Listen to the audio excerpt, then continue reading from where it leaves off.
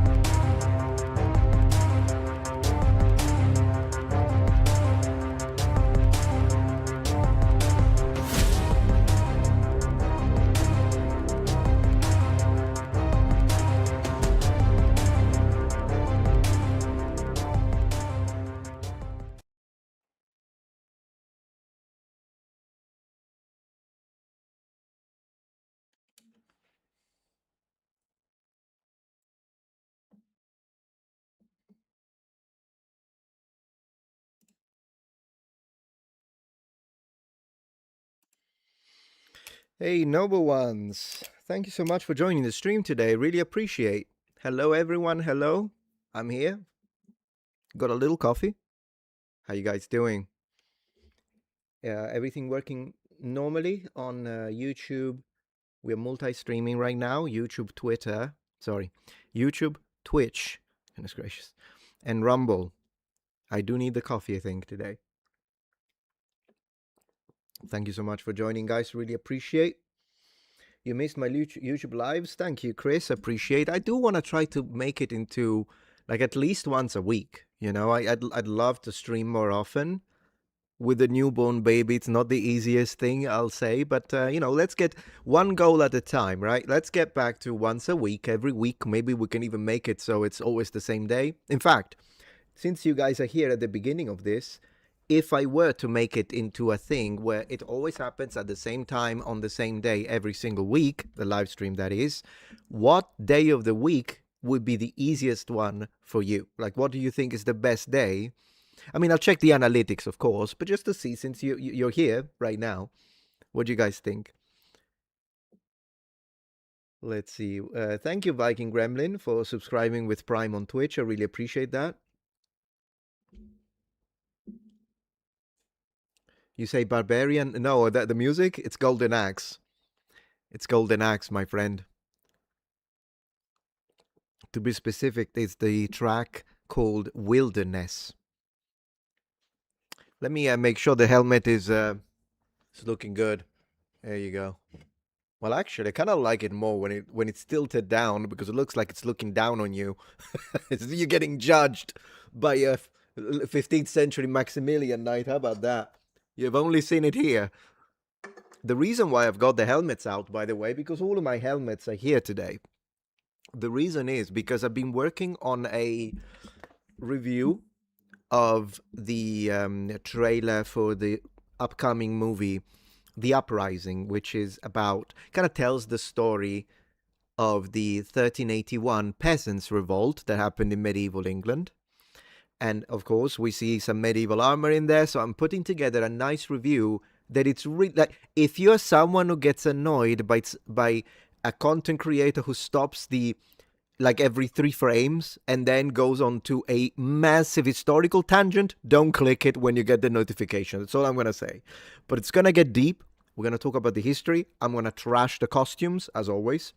And I'm going to show you, it's a good opportunity to do some old school. Bro, I've even done some filming of me standing up, which, you know, I've been doing this for 12 years, right? I'm talking about the beginning. The beginning of this channel was me standing up, showing you helmets. It's happening. And if everything goes right, and tonight, because I'm editing this one, sometimes I delegate editing for like easier videos, like reactions. But when it's a video like this, I need to edit it because I need to, how am I going to tell my editor, use the correct historical, like I'm going to be bitching so much whenever they put the wrong historical image. It's not going to work. So I'm going to have to edit that one.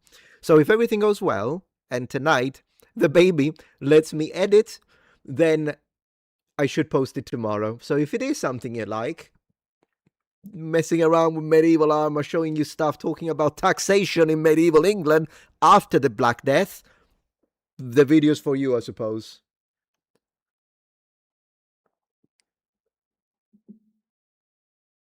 Is my microphone, is my voice too loud? That's default for an Italian, by the way.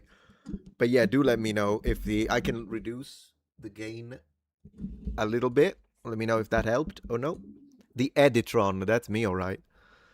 That's me, all right. Seems fine. Okay, well, we'll see. Let me see if we can. What is that? Oh yeah, I guess I've done so much, and then I leave a can next to the freaking tin can, man. I don't want to be disrespectful to medieval knights, you know what I mean? Baby, I've been gone for too long. Oh yeah, I've got a son, and he's the cutest baby ever. Objective, not subjective. I don't even care. He's the cutest baby in the entire planet. Let me see. The helmet was thirsty, yeah. The helmet drinking. It's not even, bro, it's not even Mountain Dew. It's American Dew. How about that? And the way I pronounce it makes it sound like I'm saying American Jew, which I'm not, but that's how I pronounce it. I don't know how else to pronounce it. How do you pronounce it anyways? Mountain Dew. Now sounds like a Jew from a mountain.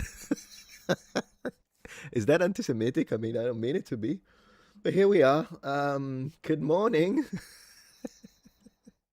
Is it a German-style helmet? Yes, it's in the Maximilian style specifically. Kind of what you get post-Gothic, if you will. I love it, with all the fluting. It's so funny, I couldn't remember the word fluting during my review, so you'll see me struggle. I think I ended up calling them ridges.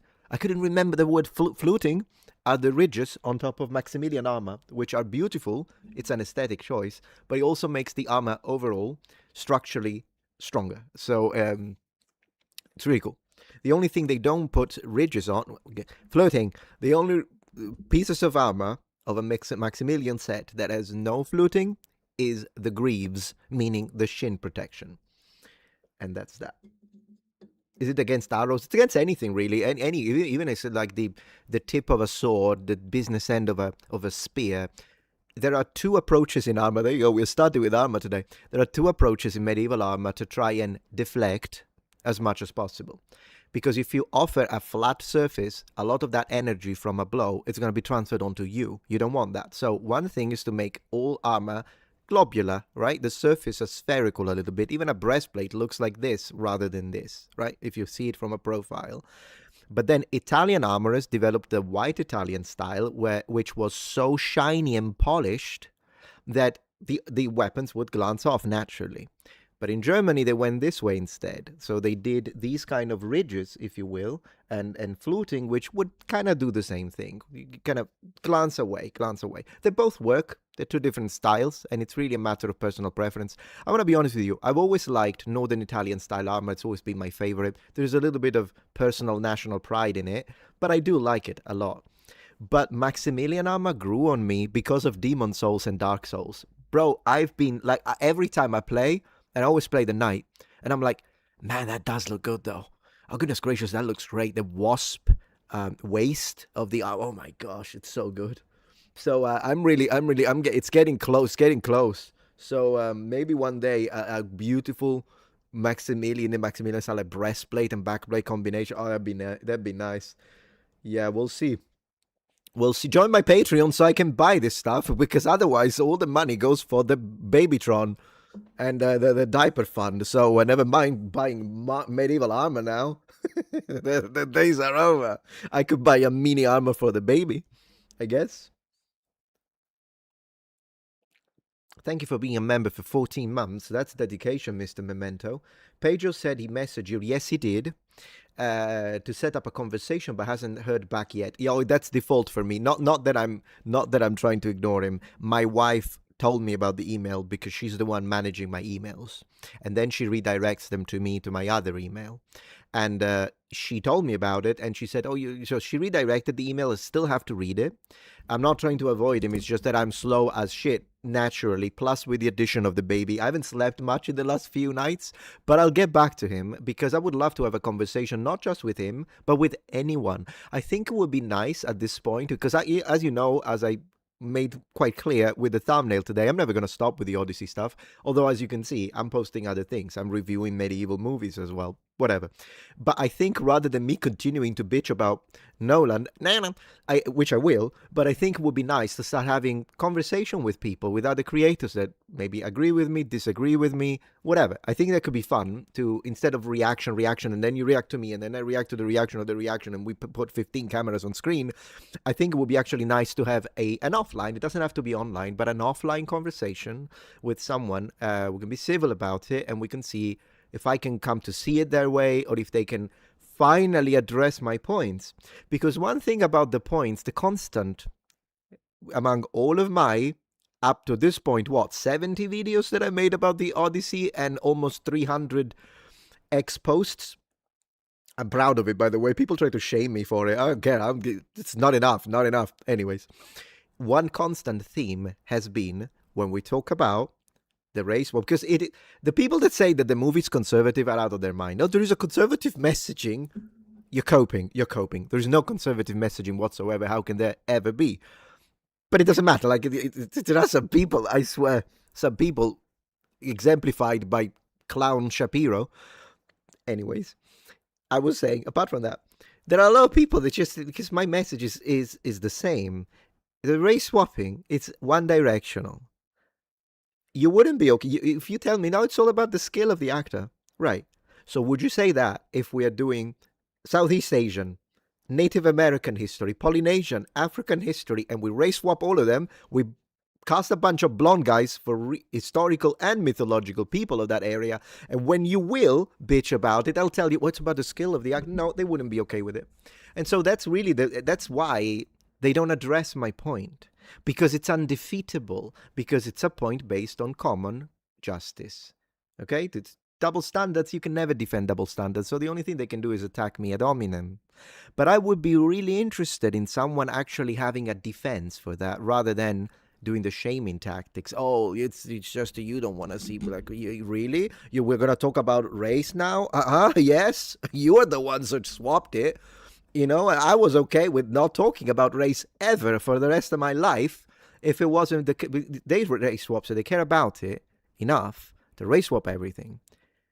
But then when you say, but why the race swapping in this historical character? Would you be okay with race swapping the other way? Why do you care? Why does it matter? That. So it'd be nice to have someone who actually addresses the point. But here we are. Let me see. Mountain Dew. We are the Aztecs. And then you cast a bunch of guys from France. What a clown show. Today, I'm going to react to a few things, though. There are a few videos that I do want to react to. A few creators that have posted, and so I kind of want to review their reviews, just like we did. Because so far, I've reviewed the review from Matt Walsh, the review from Ben Shapiro, and believe it or not, the review from Emily Wilson, and the one, the writer or the translator, that one, the feminist. And what's hilarious is that I have agreed more with Emily Wilson than I have with Ben Shapiro. What planet are we living in if a raging feminist lunatic is putting up more of a fight for correct representation of the West? The conservative Speaker of the House, Shapiro Ben. Ha! Thank you, BBVK87. I appreciate that. Thank you so much. Oh, goodness gracious. Goodness gracious, guys. But here we are. Thank you for giving the Odyssey the attention it deserves. Oh, tell me about it. It's so funny when people tell me, Metatron, you haven't even read the Odyssey. I'm beyond read the Odyssey and the Iliad. I grew up with those texts. I guess that's normal where I'm from, right? But here we are, guys. It's always the same stuff.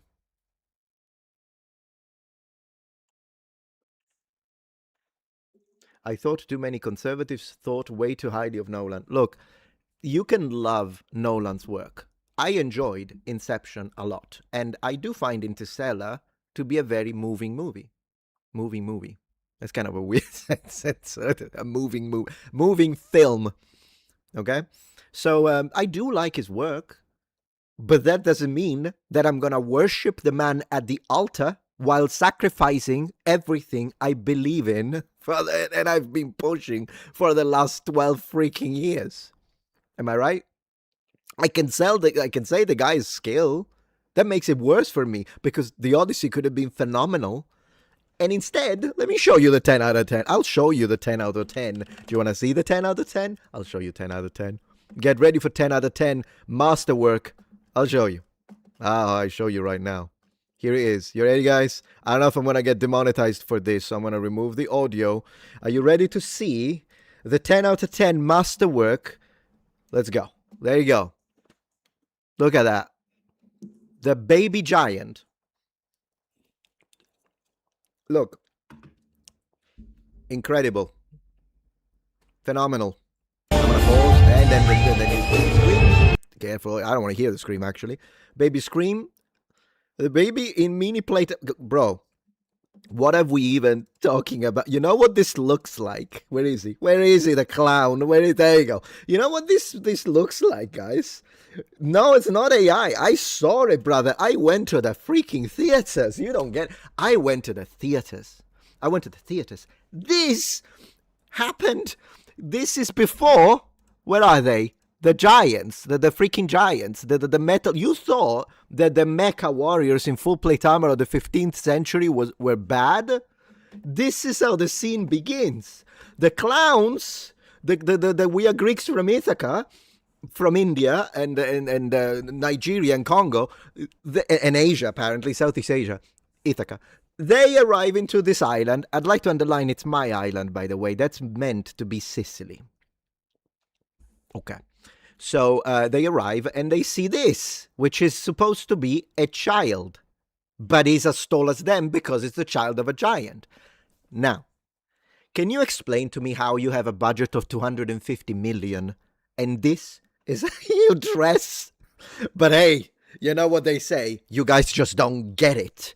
We're not sophisticated enough to understand how this rubbery costume, Halloween costume bullshit that it's out of theme. This is someone who made a phone call. Hey, do you have the Halloween party this afternoon at 4? And everyone is like, yeah, we're doing Bronze Age Greece, but for some reasons they thought that means the medieval period, and they create a low quality, cheap $10, disgusting medieval themed nonsense, and they go to the theme party, and everyone else is dressed like this, and they're looking at you and they're like, bro, it wasn't supposed to be.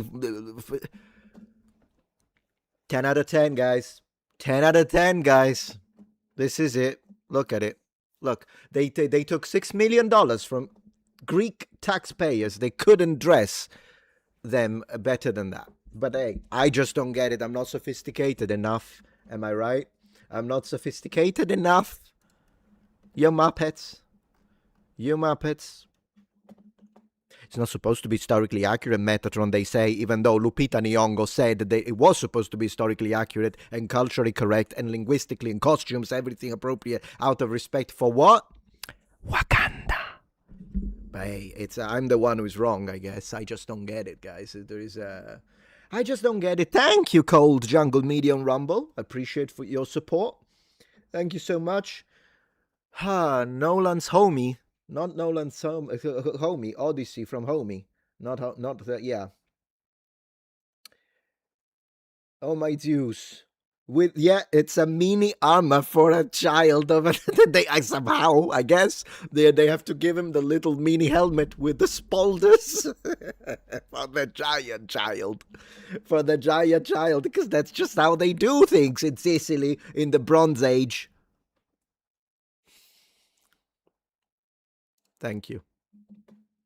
But hey, 10 out of 10, guys. 10 out of 10. It's about the inner spiritual message of the philosophical stratification. Yeah. Bigots.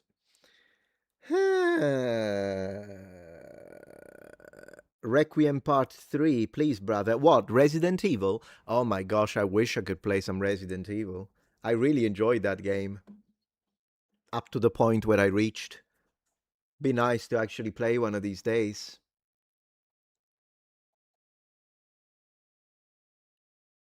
I just told you, Phil PD, I just said, I've been working on a medieval video that should be released hopefully tomorrow about the Peasants' Revolt of 1381.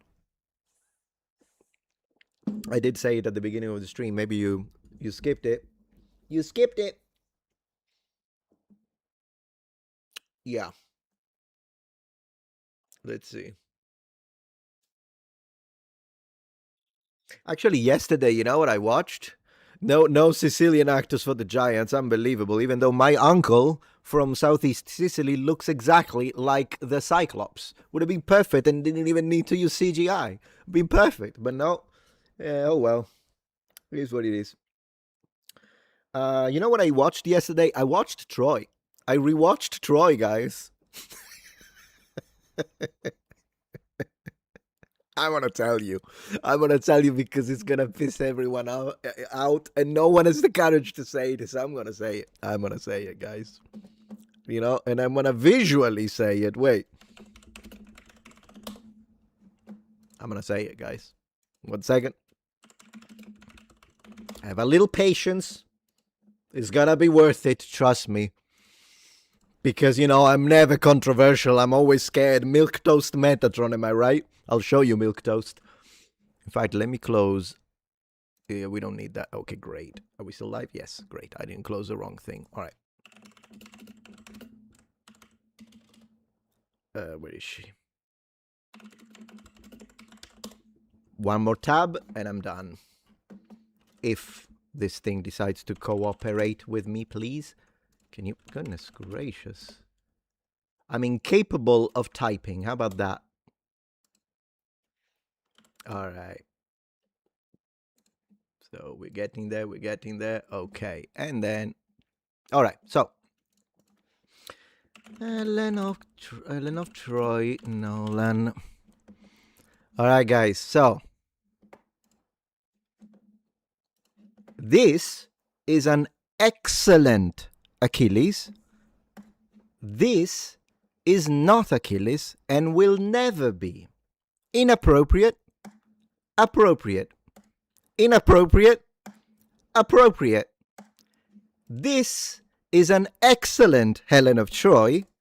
This is not Helen of Troy and will never be. Appropriate, inappropriate. Clip it.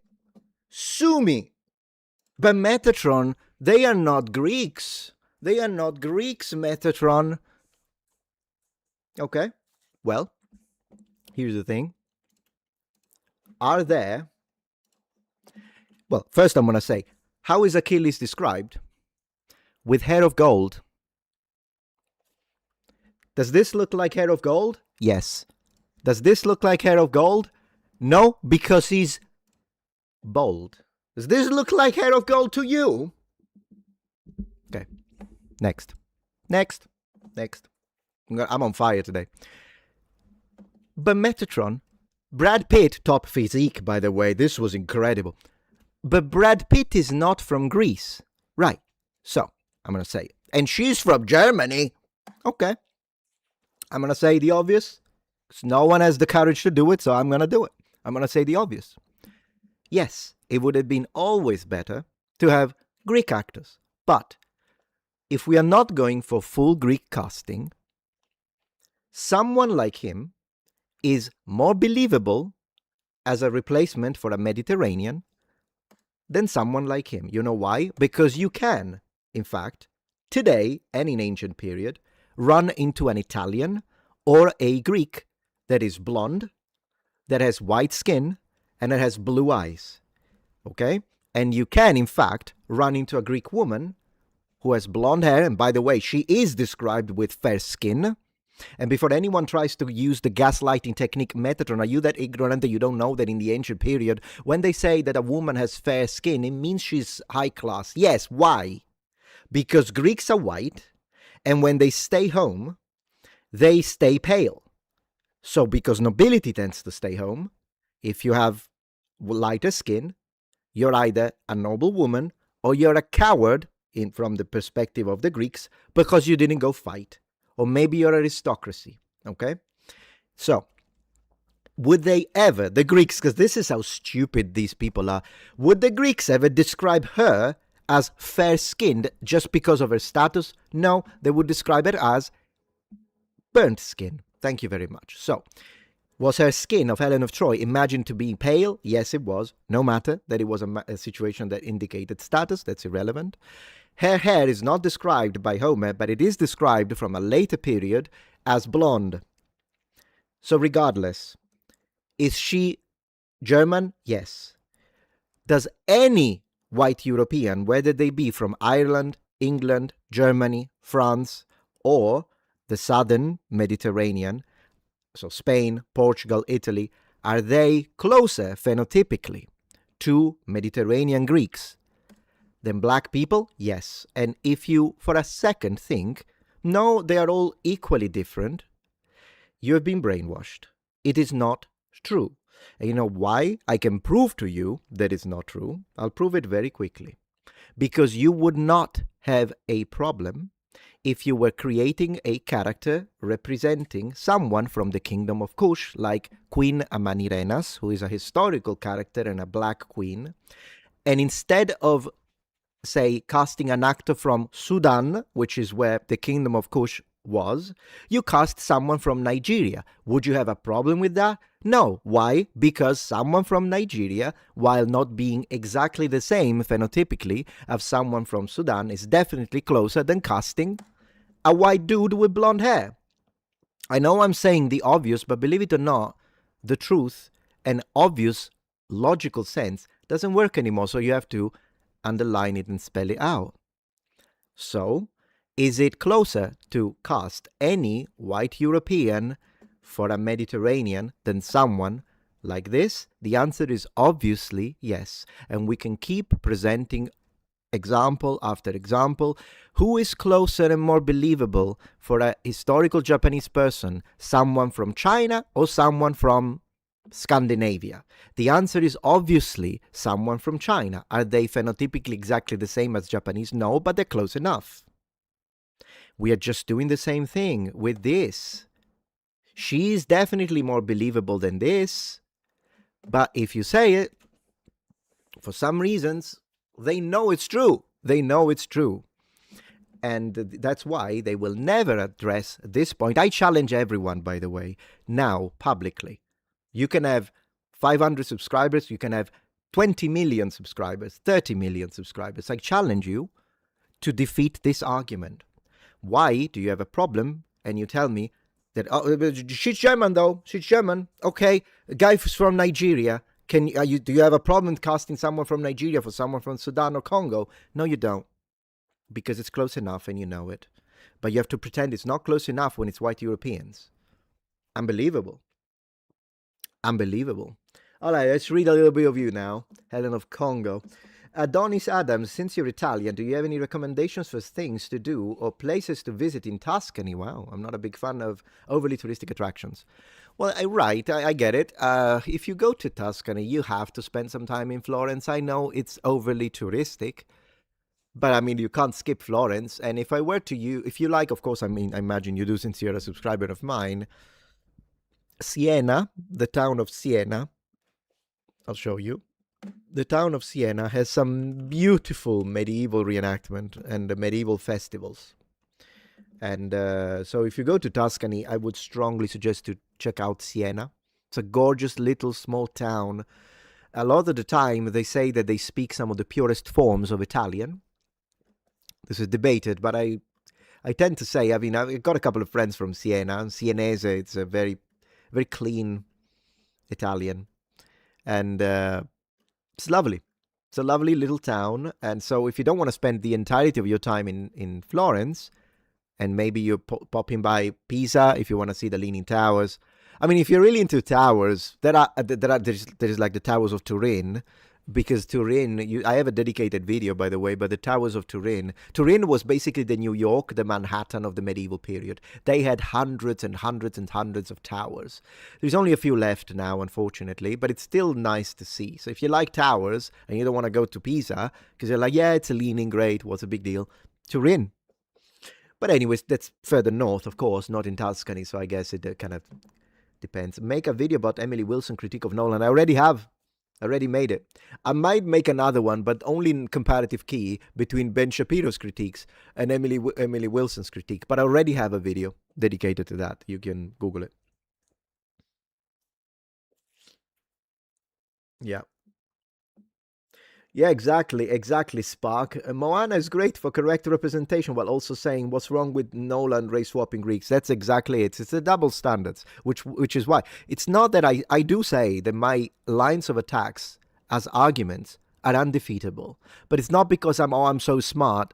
It's because they are that stupid. It's the two-tier. No one with a clear conscience can be okay with two-tier. We get mad at two-tier policing, and rightly so. For instance, what's happening in the UK. And I mean, all the people that complained about, oh, if you're black in America, you have to be scared when the cops stop you. What are you actually complaining about? Two-tier policing. Two laws, like two different degrees when it comes to justice, will upset anyone with a conscience, no matter what. And this is exactly what's been happening for a decade now, in fact longer, when it comes to Europe. Anything European, race swap, away, have fun. But don't you dare do it the other way around. I have a problem with that. I'll take a stand against that, even if big voices like Ben Shapiro decided to bend the knee and sell out. I'm not going to sell out. You can count on me. As long as we get, my objective is treat everyone the same. Treat everyone the same. Every people. It's really that simple. Armor and Diaper Fan, thank you so much, Daniel. That's very generous of you. I appreciate. And thank you, Miss English T. Christopher Nolan has expressed an interest in directing a horror film, and some have proposed La Divina Commedia. Oh, no. It's not a few who are asking for this. I hope it doesn't happen. Me too. I also hope it doesn't happen. But if it does happen, guys, if you saw me lose my shit for Nolan disrespecting Greece, you've seen nothing. If it disrespects medieval Italian culture, I will go like 4 videos a day for like a year. You know it. So maybe, I don't know if you want to see happen, because it could be quite funny to go, if you thought that was a crusade, you've seen nothing. Dante Alighieri. Man, when I was 13 years old, I was reading La Divina Commedia by Dante at night. That's what I was. Sometimes I would read manga. Other times I was just immersing myself in the Divine Comedy. That's how much I liked it. I loved it. And at one point, again at age 13, I started memorizing L'Inferno, so hell, just for the fun of it. I just enjoyed the way it sounds in medieval Italian. Of course, it's not modern Italian. No one in Italy today speaks nel mezzo del cammin di nostra vita, mi ritrovai per una selva oscura, che la diritta via era smarrita. No one speaks like this. Although then again, smarrita is a word we use when you lose your way. You can use it. Like if you lost your phone and you don't know where it is, you can say it. But in that exact combination, in that order, it's very poetic. It sounds beautiful, though. I loved the sound of it. And I loved how it rolled off my tongue, speaking the medieval way, if you will. And that's how much I loved it. I loved La Divina Commedia. Believe it or not, there is a very, very, I don't even know if it's still a thing, but I want to check very quickly. There is a video that I made many, many years ago, the very beginning of my channel, where I actually recited the Divine Comedy by heart, no script, nothing, one take. And I did like the entirety of the first canto. Was got a lot of words. Let me see. Metatron, La Divina Commedia. I want to see if it's still there. Is it unlisted? I'll have to see if it's unlisted. If it's unlisted, I might relist it, because I have unlisted a few videos from the channel. I'll have to see if it's still there. I'll check it. But I did do it. I did do it many, many years ago. My wife is dragging me to Verona. Is it worthy? Yeah, sure, Verona. Why not? I've never been, though, so I wouldn't know what to suggest. Why did we never have some epic Aeneid movie? I guess it's because... I mean, yeah, sure. The only Virgil we got was in Devil May Cry. Be nice, though.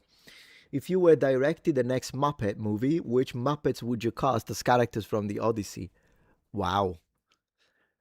That's a very good point. It's got to be, what's a Kermit? Kermit needs to be Odysseus. Kermit is Odysseus. That's what I think. Kermit is Odysseus because he's witty like that. I think that'd be great. Kermit would be the perfect Odysseus. And then Helen is going to be the piggy, Miss Piggy. Ooh, that's going to be great, actually. K-Cat Null, subscribe with Prime. Thank you so much, brother. Appreciate that. Appreciate that. Hello from Brazil. Could a well-made epic film help us fight wokeness? The Luciads definitely deserve its own epic movie. Have you read it? You should. I think so, actually.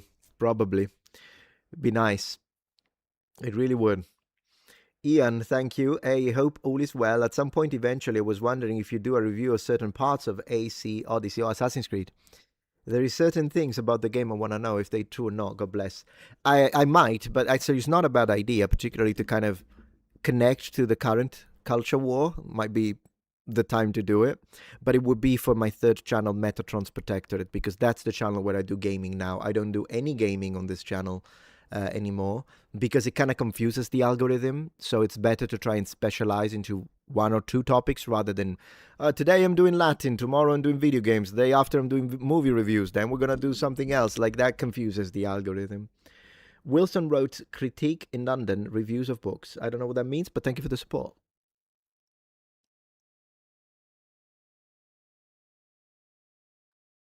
Third channel. Second channel is about languages. That's Metatron's Academy. Third channel is Metatron's Protectorate. You know what? I can actually show you if you're interested in. Let me show the screen for 5 seconds with all of my channels so that you can screenshot it if you want or take a picture with your phone. I'll show it for 5 seconds in 3, 2, 1. Boom.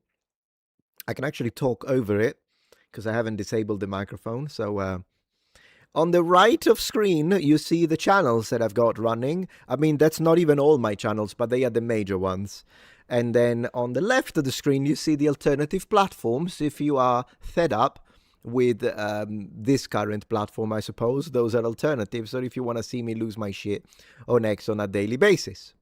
So I hope you screenshot it and you took your pictures. I'm going to remove it in 5, 4, 3, 2, 1. Nolan is a Muppet. Okay. So those are the other channels.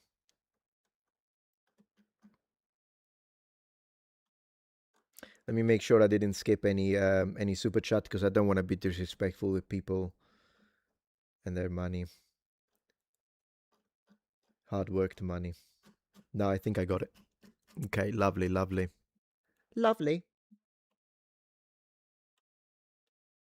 Yeah, on Twitch I only have the one channel, Metatron Gemini. That's the only one on Twitch. Oh gosh. No, I'm good with one.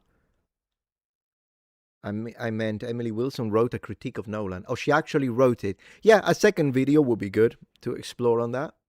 100%. Stellaris Mage, thank you for subscribing with Prime. I appreciate that. Thank you very much. All right, let me have a look what we got for today. Let me close a few tabs for once in my life. And close this. Okay. All right, so let me have a look. I'm going to start by checking. I want to show you what I've got in mind for the next things to review. Okay, so I'm going to put them all on screen, and then I don't know how many we get to review today. Nolan's Odyssey is... Pause.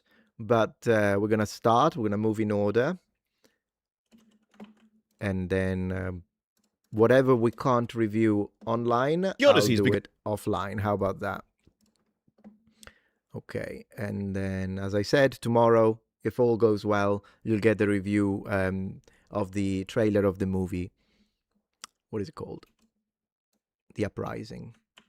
Now, some of these are very, very long. In fact, most of these are very, very long, which is one of the reasons why it takes me a while to actually review them. But let me show you what we're working with. So we've got the Chuds BTFO'd by Nolan's Odyssey from Carl Benjamin. Actually, this is only 23 minutes. I say only because it's nothing compared to what the usual length. Then we've got Trigonometry, an hour and 8 minutes monster video, and tells us what the Odyssey is actually about. I guess they are interviewing a big shot professor. I have no idea what to expect. If you guys watch this, I have no idea what to expect. I'm going to be honest with you. Then we got the Greek mythologist. I saw Nolan's The Odyssey as a Greek archaeologist. Now, this is 35 minutes long. I told you, these are very, very long. And I watched this already. I pre-watched it. And I want to say, I disagree a lot with him. But he's Greek. So I do still, just because I disagree and he's not someone who says what I would like to hear, but the guy is Greek and he is an archaeologist. So I do want to give him the respect that Nolan, I believe, didn't give them, and let his voice be heard, even if we end up disagreeing, so that my audience then can watch it and be like, hey, I actually like him anyways. Even if we disagree, I want to subscribe. Or maybe some of you will be like, I can't believe he said what he said, or I wish he fought against Nolan instead of being, because he's being nice. I think he's a really nice guy. But there are situations in which I personally believe you got to stand, even if it means that people are going to call you things. Okay? It's his freedom. And as I say, I think I like him a lot as a person. I would love to go grab a spanakopita with him, and I think we would enjoy our mutual passion for the classics. But I think he gave Nolan too much credit, and it is what it is. But I'll give him the space. I want to give him the space. Okay? So I'm showing all of them so that maybe if I don't get to him in time today, you could go and pre-watch it. Give him the like, give him the comment. Okay? Nice guy, though. So I always treat people that I disagree with respect the first time we interact. And then if they turn out being like, not his case for 100%, but if they turn out being like Professor Dave, then the second time I make a video, I'm going to drag you through the mud and shit all over you, because that's what you deserve if you're like Professor Dave. But even the first time I addressed Professor Dave, I was respectful. Because I'm always respectful. I was very respectful to the lady of the library. She was respectful back. We disagree on everything. I think her points are nonsense, but I have no quarrels with her. She's been nice. I appreciate that. So always give people the benefit of the doubt. Then we have this Dr. Johannes Akil, oh goodness gracious, Niederhauser, I guess. Nolan's The Odyssey is the most conservative movie of this century. Deal with it. Brother, you're not starting well, Professor. Okay? Because one, this isn't true, but then again, maybe it'll change my mind. Ben Shapiro certainly tried and failed. Deal with it doesn't sound nice, though. I mean, that doesn't sound great because, but maybe I'll watch it. I haven't watched this one, but it's a monster. Oh, no, never mind. It's only 8 minutes. We're actually going to start with him then. You know what? How about we do that so we get more stuff done? Let's start with the short ones. Okay? Love you, Metatron. Thank you. I just tell you how it is. I'm going to start with from shorter to longer. There is also this Disparu, 24 minutes. He always cracks me up, so we're going to watch him as well. Trigonometry is the biggest one, so we're going to do them last, okay? How about that? All right, then. Let's get started, guys. Let's get started. And let me wear my headphones. We've got a lot to cover. Look at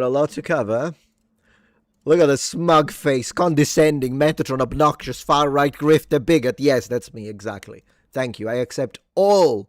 This is the music that I put at the beginning, by the way. I accept all of the buzzwords, all of the insults. Yes, I'm every single thing you've ever accused me of being. Can we talk about the arguments now that we have established that? Anyways, Doctor, please change my mind. I'll try to be open-minded. Why is Nolan's Odyssey the most conservative movie ever? Let's see how this is going to be justified. Right. Nolan's Odyssey is, in fact, one of the most conservative movies made in the past decade. Nolan has always struck me as a sort of neoconservative. Okay, so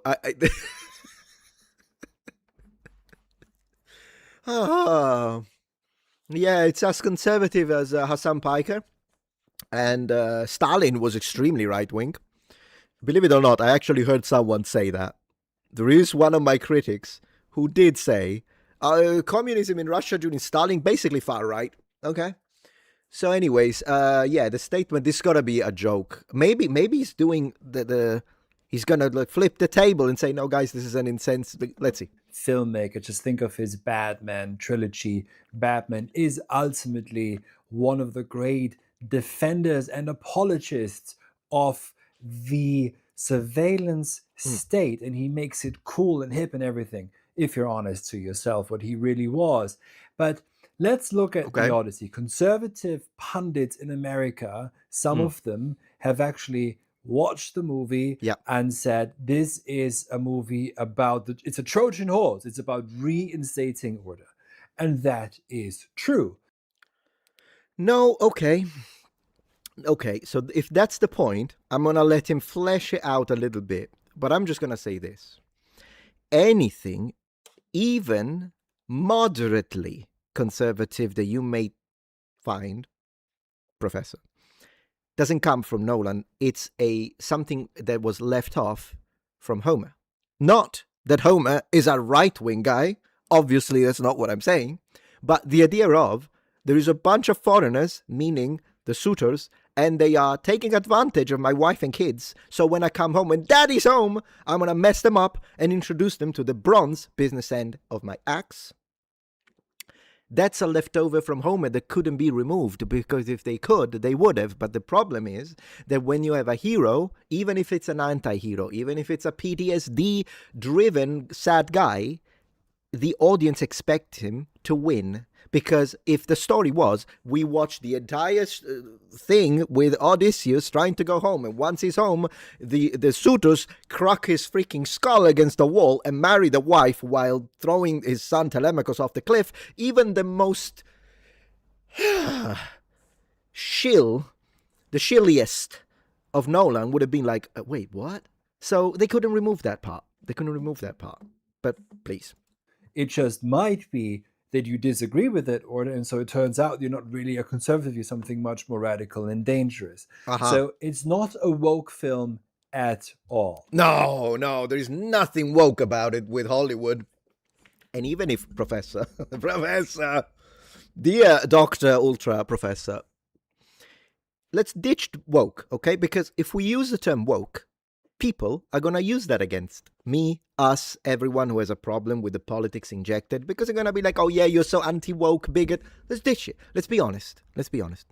Is Hollywood, the Hollywood elites, all those actors, are they left-wing? Are they progressive? Are they liberal? Can we be honest about this? I'm not pointing the finger. I'm not screaming. I'm not doing anything. I'm just trying to be honest about how we describe physical reality. The answer is yes. Okay? So if we ditch the word woke, I think it's quite appropriate, but let's ditch it. Let's talk like adults for a moment. Everything I dislike is woke. Fine. I take the critique. Let's set it aside. Nolan keeps telling us about the messages, be nice to foreigners, be nice to foreigners. That's left-wing politics about immigration. Okay? They said in the interviews, both Lupita Nyong'o and Nolan said that Homer was misogynistic. So a feminist take where every man is a misogynist is a left-wing take. Okay? Guaranteed. Casting a transgender person to play as a Greek warrior is a progressive choice. There's nothing conservative about that. What are you even conserving at that point? Likewise, race swapping every white person into non-whites is a very progressive/liberal thing to do. All of this is left of center. I get it that there are some lunatics, okay, alt-right, that just don't want to see black people on screen. I get it. I'm not one of those. The majority of the critics that say that this stuff is progressive nonsense don't have a problem with minorities, okay? Can we be honest about this? What's conservative about race swapping everyone that is white, never doing it the other way around, while complaining about the foundational concepts of the West? The casting choices, you must look beyond. They are ultimately almost pre-Obama era colorblind choices. They are simply what is currently on offer, let's say, at Hollywood, if you'd like to have a cast that speaks to as many people as possible, because you do want to make a movie that appeals to millions and millions of people. So you have to, of course, bring in certain actors and actresses that are available and are famous, known, etc. at the moment, speak to different age groups. All of this is there. You've got Matt Damon, who speaks to, whoever watches Matt Damon, and you've got, I don't know what the other actresses' names, but very clearly this is just... You don't know the names of the actors? Done for the sake of also bringing back in that conservative understanding of color blindness. Yeah. Hold on a minute. This gotta be a joke. It's sarcastic, right? Has to be sarcastic. Like we watch, and then at the end he says, "April 1st, fools." It's gotta be, guys. If that's how it is, I'll say, bro, they should have cast you because you're doing a great job as an actor. If he means this, colorblind says it's conservative. One-sided, by the way, colorblindness. But I'll get back to that. No, I gotta make sure that he's gotta be messing with us. So before I go into a spiel as to why the colorblindness defense is nonsense, I want to make sure that he's not playing with me, okay? He's gotta be. He's gotta be. Like, so you're not fooling me, Professor. You're joking. So it's extremely conservative in that regard. But here's something where we have to go a little bit deeper, perhaps. Please. Okay. So in the movie, what is being portrayed as Xenia hospitality is a sort of rule by Seuss. And Seuss himself seems to be the right wing protector of the rule-based order that was established after the Second World War. Man, the mental manipulation. Yeah, again, if he's not joking. And that very rule and order Yeah. is what conservatives want to conserve and preserve. That rules-based order, xenia, hospitality, that sacred law, is here transformed into, in this movie, into the rules-based order. And Zeus is an abstraction that allows for that Actually, no, to the ancient Greeks, Zeus was God. rules-based order to continue to exist. You could think of it perhaps as I have to say it, guys, because I still think that he's messing with us. But in the off chance that he's not, okay? Okay? The rules that we want to conserve, apart from the lunatics, the regular normal people that are right of center, okay? The rules that we want to conserve are called borders.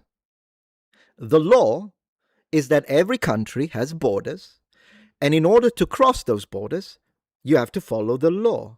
Once you cross those borders, according to the legally allowed methods to do it, and you assimilate, you respect, you bring in work, you learn the language, you do all the things, you're a good, a plus, we accept you.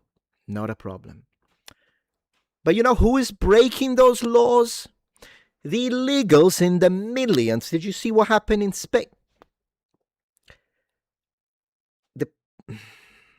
The idea of the other side, sir, is the one that's not everyone, but it's the one that pushes a free flow of people.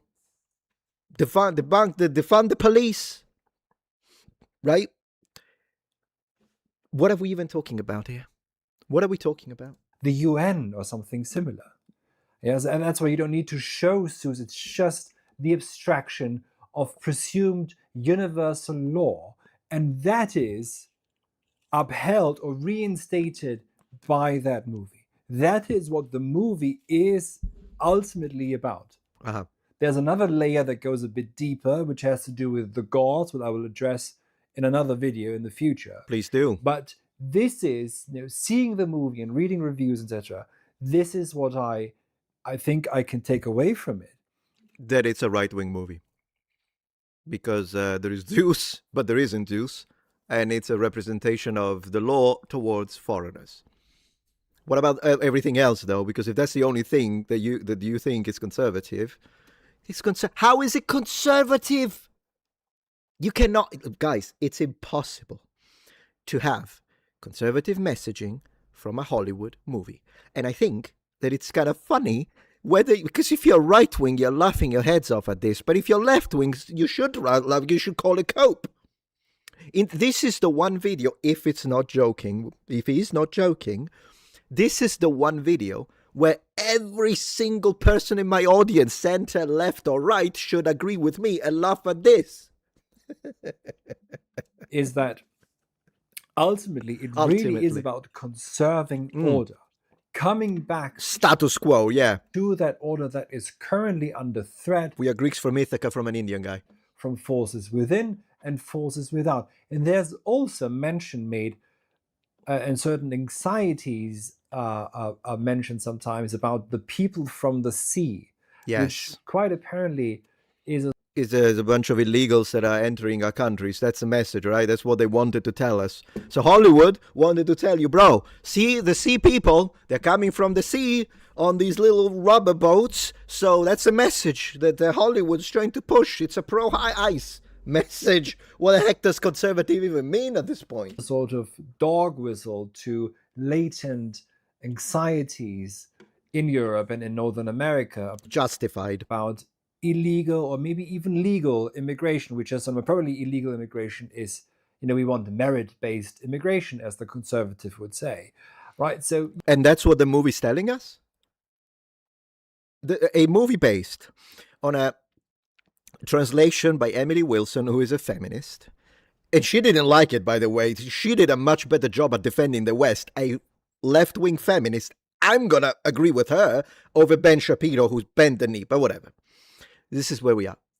So a movie based on a woman who says that all of these white men in an interview, while calling Odysseus not only a complicated man, but someone who then goes back to his slaves and his objectified wife. Does that sound conservative?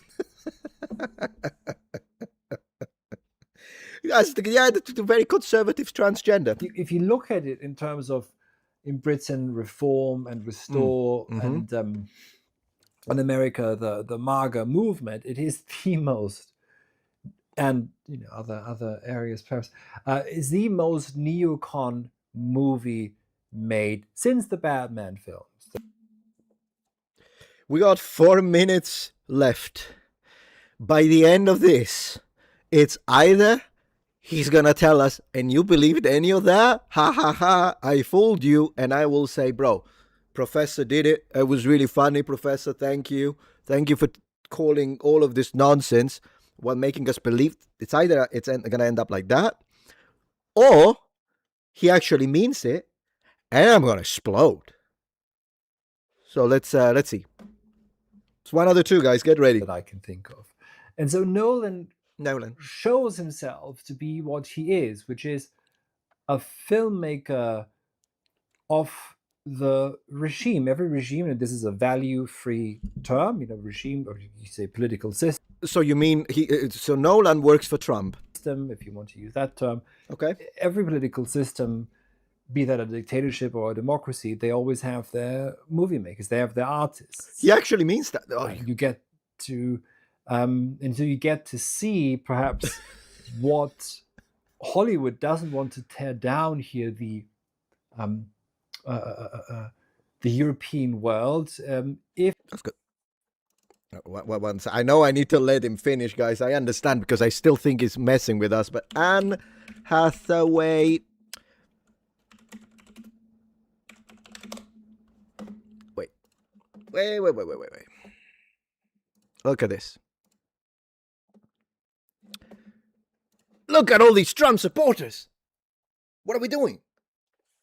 So if this is not a joke, is Kamala Harris a conservative in the mind of this guy? It's a genuine question, by the way. It's a genuine question that I'm asking. I think he's messing with us. If by that we mean the West as we know it in the post-war order. And so this is what the film really is after. It really does want to say conservative pundits really are correct, I think, about their assessment that this is about reinstating that very order. It is a Trojan horse in that sense, as some have said.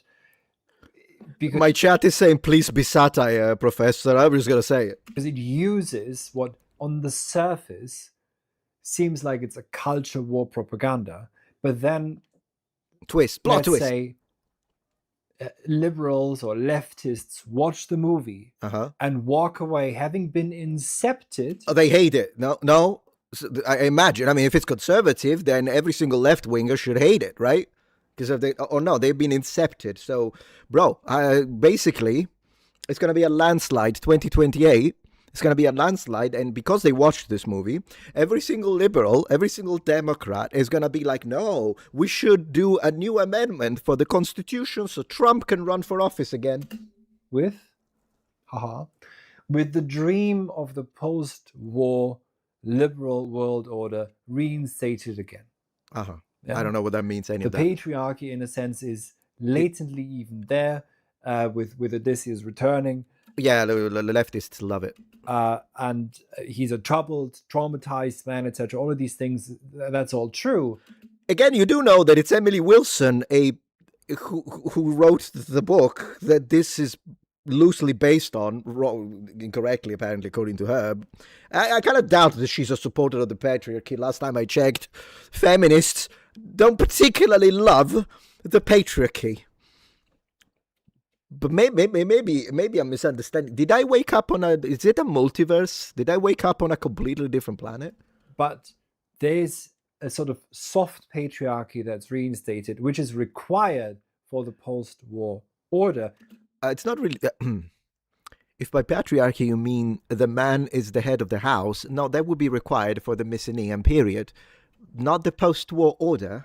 So it is in that sense, I have to say.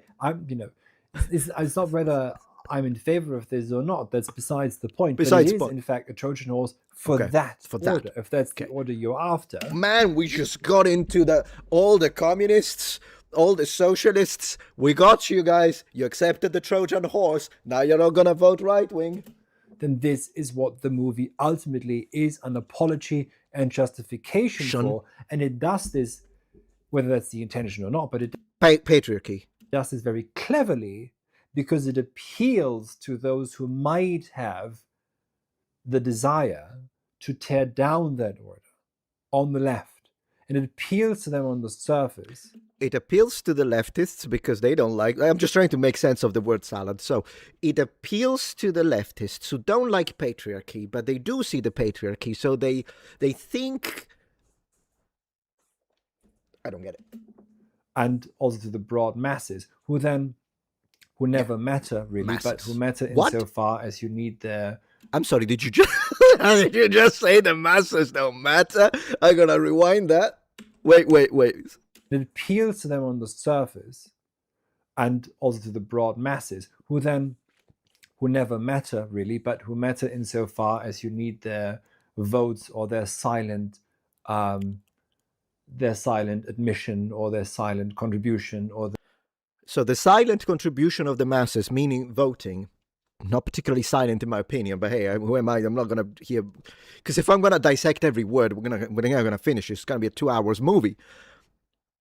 The masses got the Trojan horse because they thought this was anti-patriarchy, but in reality it's pro-patriarchy, and we need the vote. So the current regime, meaning the Trump administration, used Nolan, who I imagine is a massive supporter of the right, to ensure that half of liberals will vote conservative in 2028. Did I get that right? Is he stoned did he smoke the lotus plant from the book 9 of the Odyssey or what? Their silent approval of something. So it does incept the public mind again with a justification and apology of the post-war order. It is the most conservative movie you could think of. And if you don't see it, then you are... Okay, let's guess it, guys. Chat on screen right now. If you don't see it, what are you? Begin guessing. The floor is yours. What do we think? Bigot? Racist? What do we think? Come on. What do we think? What are we? Smart? Okay. What do we think? Bigot? You say bigot. Let's vote. Come on, guys. Come on. Let's do it. We gotta guess it. Racist, imbecile. How about plebeian? Since the masses don't matter. I mean, at the end of the day, Barry, this is the first person who actually says it out loud. Not even a freaking dictator said the masses don't matter. Not even Benito Mussolini went that way. Muppet, not even medieval kings said it. Normal human and Nolan, okay, smart, bigot, no crazy. What do we think? We're drunk and yeah, okay. So if you don't get it, what is he gonna say that you are if you don't get it? That is before on second 3, like when we have 3 seconds left, he's gonna say, "I'm just joking, by the way, you Muppets." I am still truly believing at this point, hoping that that's what we are getting. Fools, lizard people, homunculus. All right, guys. Let's see what it is. What are you if you don't understand that this is the most, Professor? Unfortunately, we don't all have. Please. You are, when I said it back, what are you? Then you are resentfully blinding yourselves because you believe that the casting choices are anti-this or anti-that. Or are woke, or whatever the word is. Yeah, there's nothing woke about race swapping everyone into black, Indian, and then Lupita Nyong'o while she tells you you're racist if you don't like. It's nothing progress. Is he been asleep for the last 50 years? Be careful, because you will deprive yourselves of true recognition, because watching a movie, if you watch it carefully and like you start thinking about what's going on, it's a dialectical process. Oh no. And you begin to see what is reflected. 15 seconds left, guys. I'm starting to think. Back to you in our time. And so again, think about it. Why 10 seconds left. Why this is really the most conservative movie, perhaps even made in this entire century. You did say century! So far. Oh my God. I need to check the channel description. Tell me it's about comedy. It has to be. There's no way. Channel description. Dr. Johannes Akil, yeah? Description. Doctor of Philosophy. Warwick. Founder and spiritus rector of whatever that means, of Alcyon Academy. And even would you abstain from weaves and the webs of the future humanity. Oh my gosh, this is not sarcastic. United Kingdom. Well, he is from the United Caliphate. Probably German, I guess, or in origin, maybe that's what he sounds like. But, oh my gosh. Homer subverted. He made another video about it. I need, the Christianization of Homer. Wait. Let me see the comments. Agreed. Agreed. So this is serious. Greek here, yeah. Oh my gosh. This is unbelievable. Okay, well, now that we know that he's not joking, Professor. As a sort of Professor. So again, usually, I try to be nice the first time that okay? So I'm not going to say what I think you are. I'm not going to say it. I do think you're a lunatic, if that's what you think. But lunatic is going to be the only insult I'm going to, because trust me, I have a lot more in my head. I'm just going to resist the urge, okay? Is this about funding? Does he work at a university he's afraid of being fired? There is no way that someone actually believes. Like, this is what happens with philosophers. Philosophy. They complicate things to a level that the reality becomes unrecognizable to them.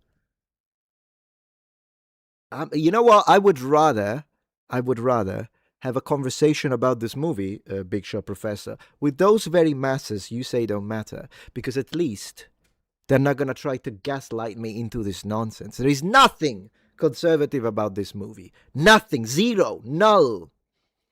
The movie is whatever it is. It's whatever the heck the Hollywood decided. We're going to take something from Europe, as always. We're going to race swap whatever we want. We're going to change the message however we like. And then we're going to do a bastardized, unrecognizable version. But because it's Nolan, it looks good cinematically. But then again, I just showed you the other day the little kid in armor. The armor is awful. We've always been complaining about that. And then they injected the message. The message is progressive. The message has nothing to do with the current administration. There is no way you could twist it. There is nothing anything that you can find that is even remotely similar or adjacent, or maybe a certain level of overlap with traditional values that usually conservatives try to conserve, is because it's from ancient Greece. Okay? So, yeah, there is a king, and he's the head of the house, because the husband is the head of the house. That's it. I mean, yeah, we got that. We got a couple of other unintentional messages, because he couldn't just completely remove everything, but anything they could, they did. It's unbelievable that this is a level of coping that it's incredible. This is gaslighting. This is like, so you're being paid as salary, because this got to be an academic, right? He's a doctor.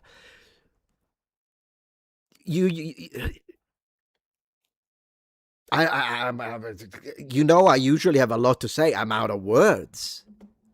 Legal or maybe even legal immigration, which is probably illegal immigration, is we want merit-based immigration, as yeah, we do.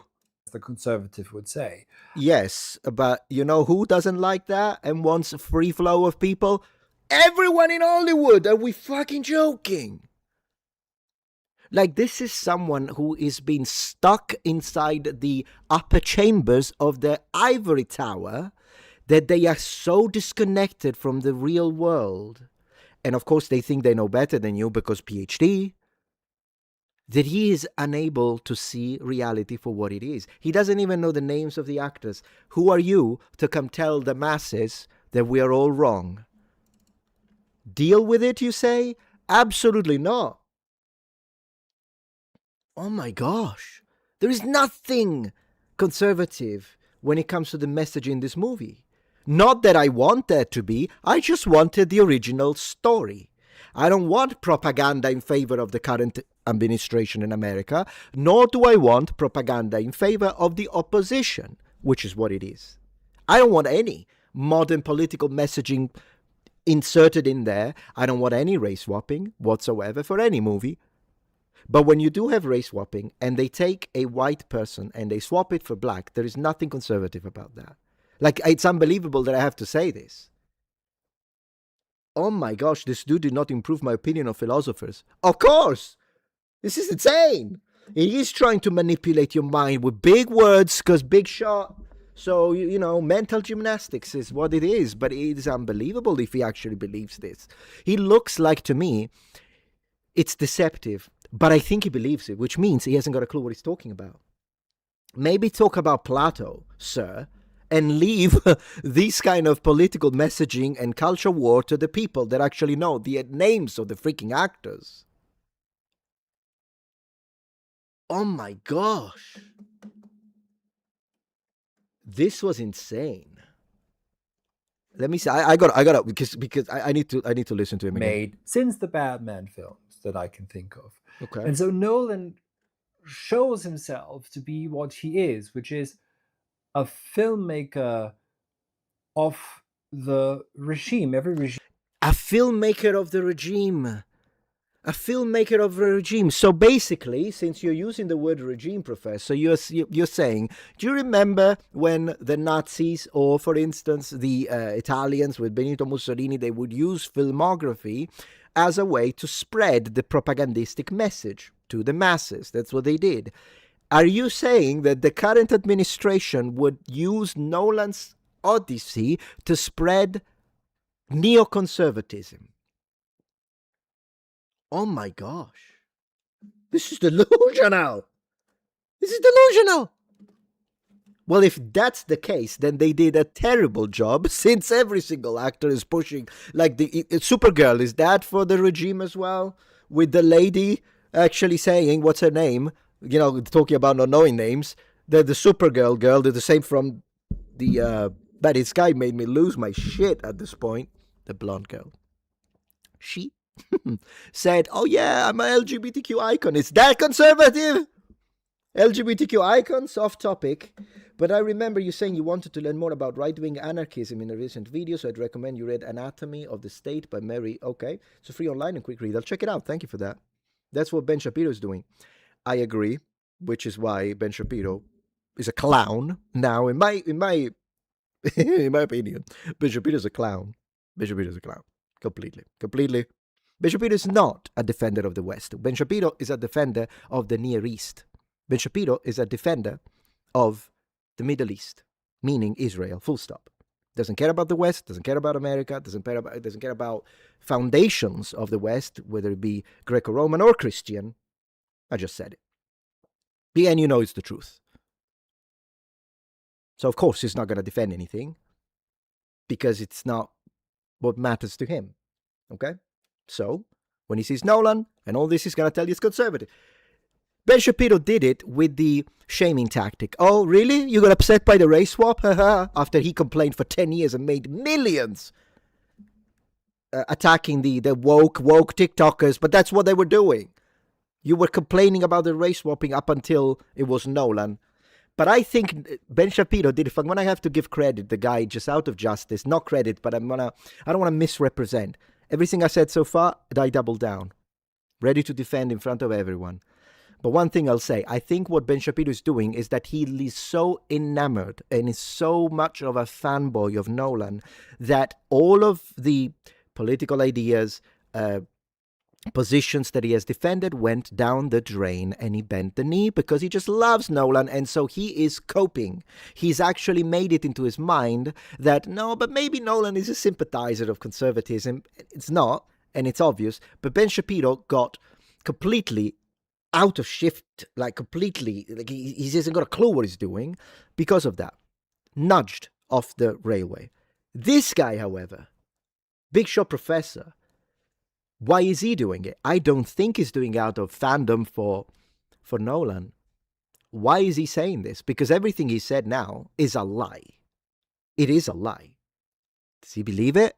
Maybe. I mean, again, as I say, people in academia, the same people that say the masses are silent and don't matter, unbelievable.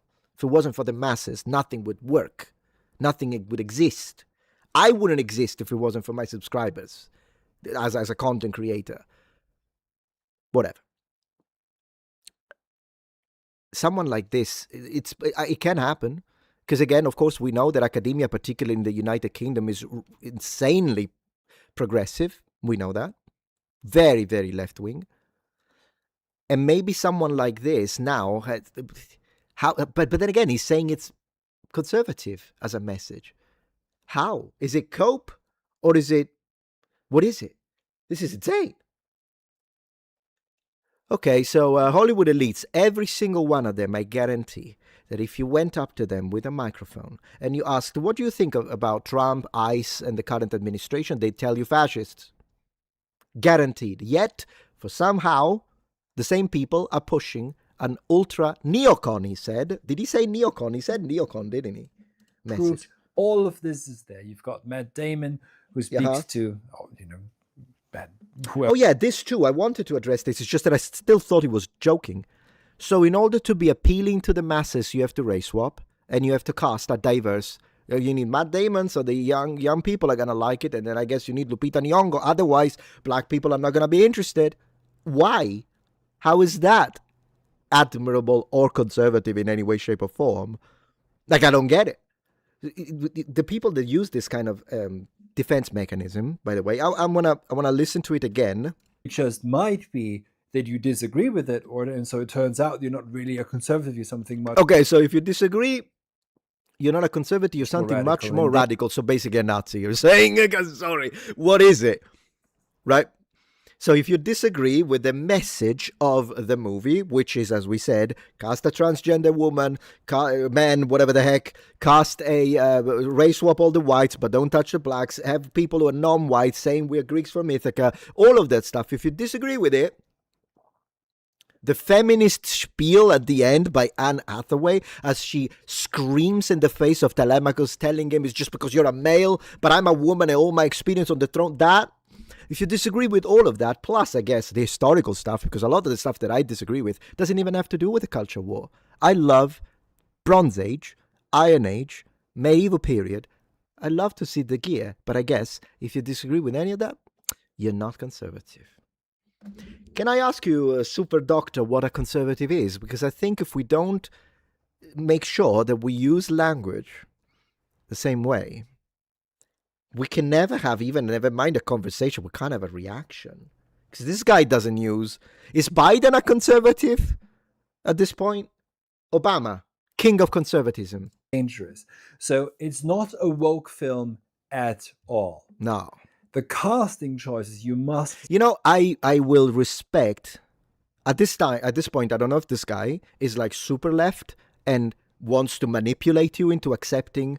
as a conservative the movie, or if he is a conservative, maybe this guy is a conservative and this is monumental, stellar, galactic cope.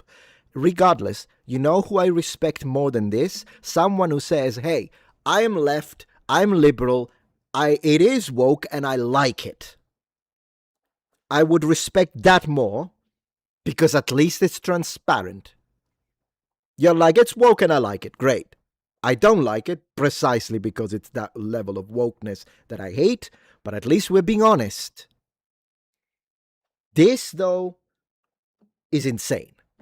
I don't respect. Beyond. They are ultimately almost pre-Obama era colorblind choices. They are. Isn't it interesting that the colorblind idea... no, it's because I've heard people saying that Nolan is actually colorblind. He's casting the best actors for the role. It's based on skill. It's based on audience reception. It has nothing to do with race. Okay? And then they race swap white people. Great. So, flip it. Okay? So we make a movie. We set it in Africa. But we're colorblind in the casting, so it's going to be a bunch of dudes from Ireland, from Scandinavia, blondes, redheads, and a couple of Mediterraneans, just to, for fun, someone looking like me. We cast 0 black people. It's pre-Obama, colorblind, conservative casting, I guess. And everyone is going to be cool with it. Simply what is a Sorry. on offer, let's say, at Hollywood, if you'd like to have a cast that speaks to as many people as possible, because I really don't understand a cast that speak. This is the lady at the library had this argument as well. He is more manipulative and twisting. He doesn't actually end up saying, and we have to infer. The only time when he actually accidentally told the truth is when he said that the masses don't matter. Of course, academics are going to think that, but regardless, whatever. But the lady of the library, at least, was more spontaneous, okay? And she said, no, it's good that they are casting black people in these roles, because otherwise maybe there will be a bunch of young, whatever, black Africans or African Americans, whatever you like, that are not going to like the movie The Odyssey because there's white people in it and we don't want to see it. It's a bunch of whites. I don't want to see that. But now that you race swapped Achilles and it looks like me, then I'm going to be like, okay, then maybe ancient literature is good, right? And she was trying to use that. He's trying to use that too. And it's so funny because can you imagine for a moment anyone saying, guys, we're going to tell you all about Southeast Asian mythology, history. There are these stories from Africa, West Africa, Côte d'Ivoire, all those areas, Nigeria, and you never heard them. These gods, mythology, warriors, spears, combat. It's going to be amazing. But we're going to cast black people for it. And there is a group of whites that go, oh, I don't want to see that shit.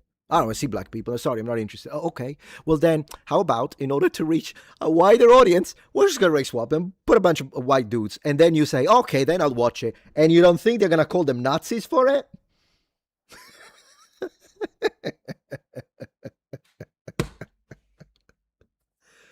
Holy shit, do they even hear themselves when they make these claims? Native American history, but you better cast white Americans, because otherwise the Nazis are gonna watch it. So we're gonna open it to as many people as possible, bro. Metatron, not to say is correct, but Arch has an interesting take proposing the Odyssey's right wing in his latest Odyssey video. Oh, goodness gracious. His points are interesting. I thought, okay, I do respect Arch, so maybe he's going to do a better job than this.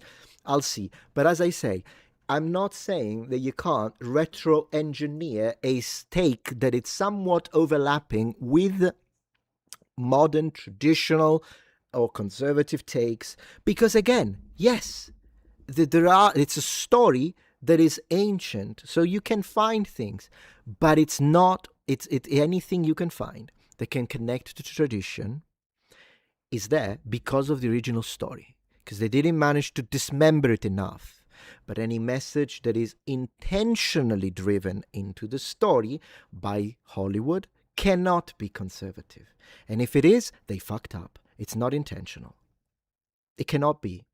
It would be, let's be honest about this, it would be like expecting a far left person, it's starting to push conservative ideas. It would be like expecting Trump to start to push left-wing ideas. Would you ever expect Trump, or anyone on the right for that matter, Meloni in Italy, would you ever expect a right-winger to start to intentionally put messaging that is very left, economically, socially, onto a movie?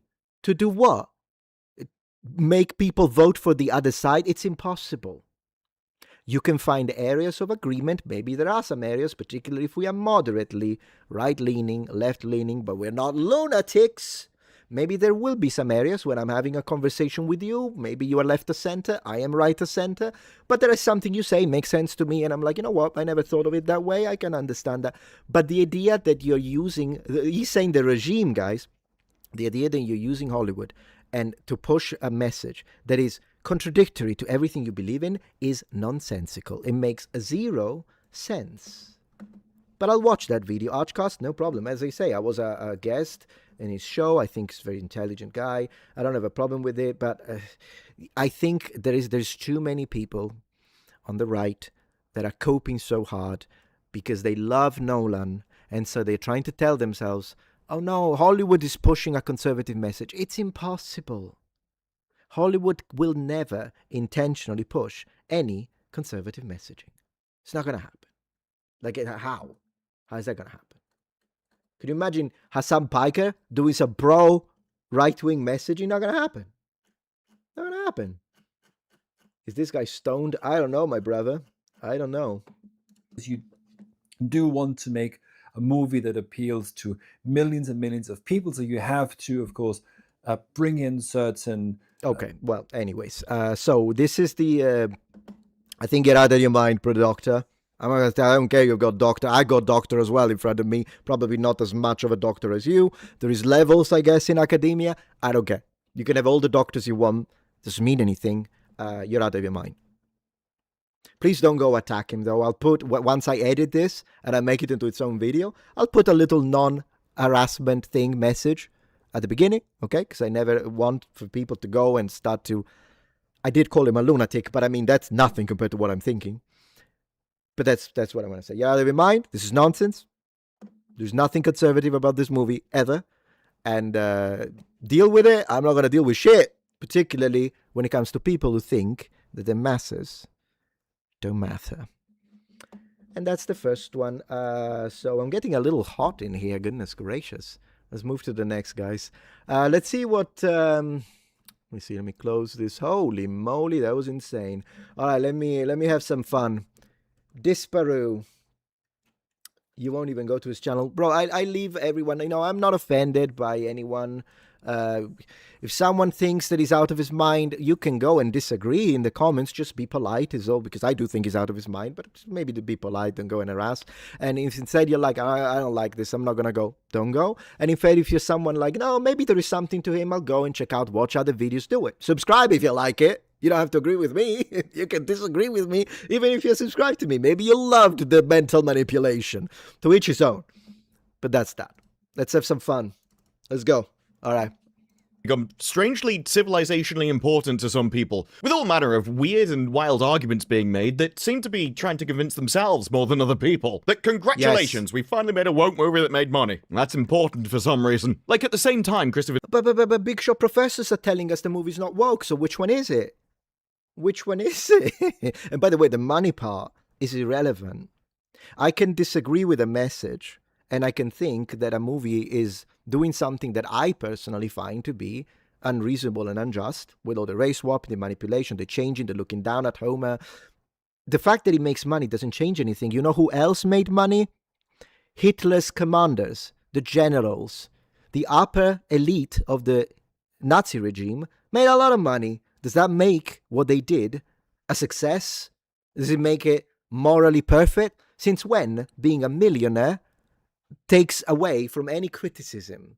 It doesn't matter that the movie made money, by the way. Nolan came out and said he couldn't adapt the poem properly because it was misogynistic. I mean, he didn't want to take it off the table what it was saying deconstructing men. He just didn't want to adapt the end of the poem because that had something to say about women. You combine that with The Odyssey's epic box office haul breaks the go woke, go broke myth. Christopher Nolan's The Odyssey defeats the trolls. Because now if you have taste in media or don't like Christopher Nolan being another woke Hollywood lunatic, somehow that makes you a troll. Funny definition of troll, by the way. Yeah, let's go. I freaking love this guy. All right, now we're talking. What's the definition of troll? Someone who leaves intentionally annoying or offensive message on the internet in order to upset someone or to get attention or cause trouble. In other words, they're using it to just mean, why won't you go along with the hive mind? Everyone else has agreed we should destroy society. Why don't you? That is the level of argumentation based around the Odyssey at this moment.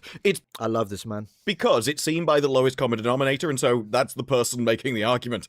Literally boils down to, well, all these people like it, and you wouldn't want to not be a member of the herd, would you? You wouldn't want to have your own independent opinion. You wouldn't dare to disagree with the masses.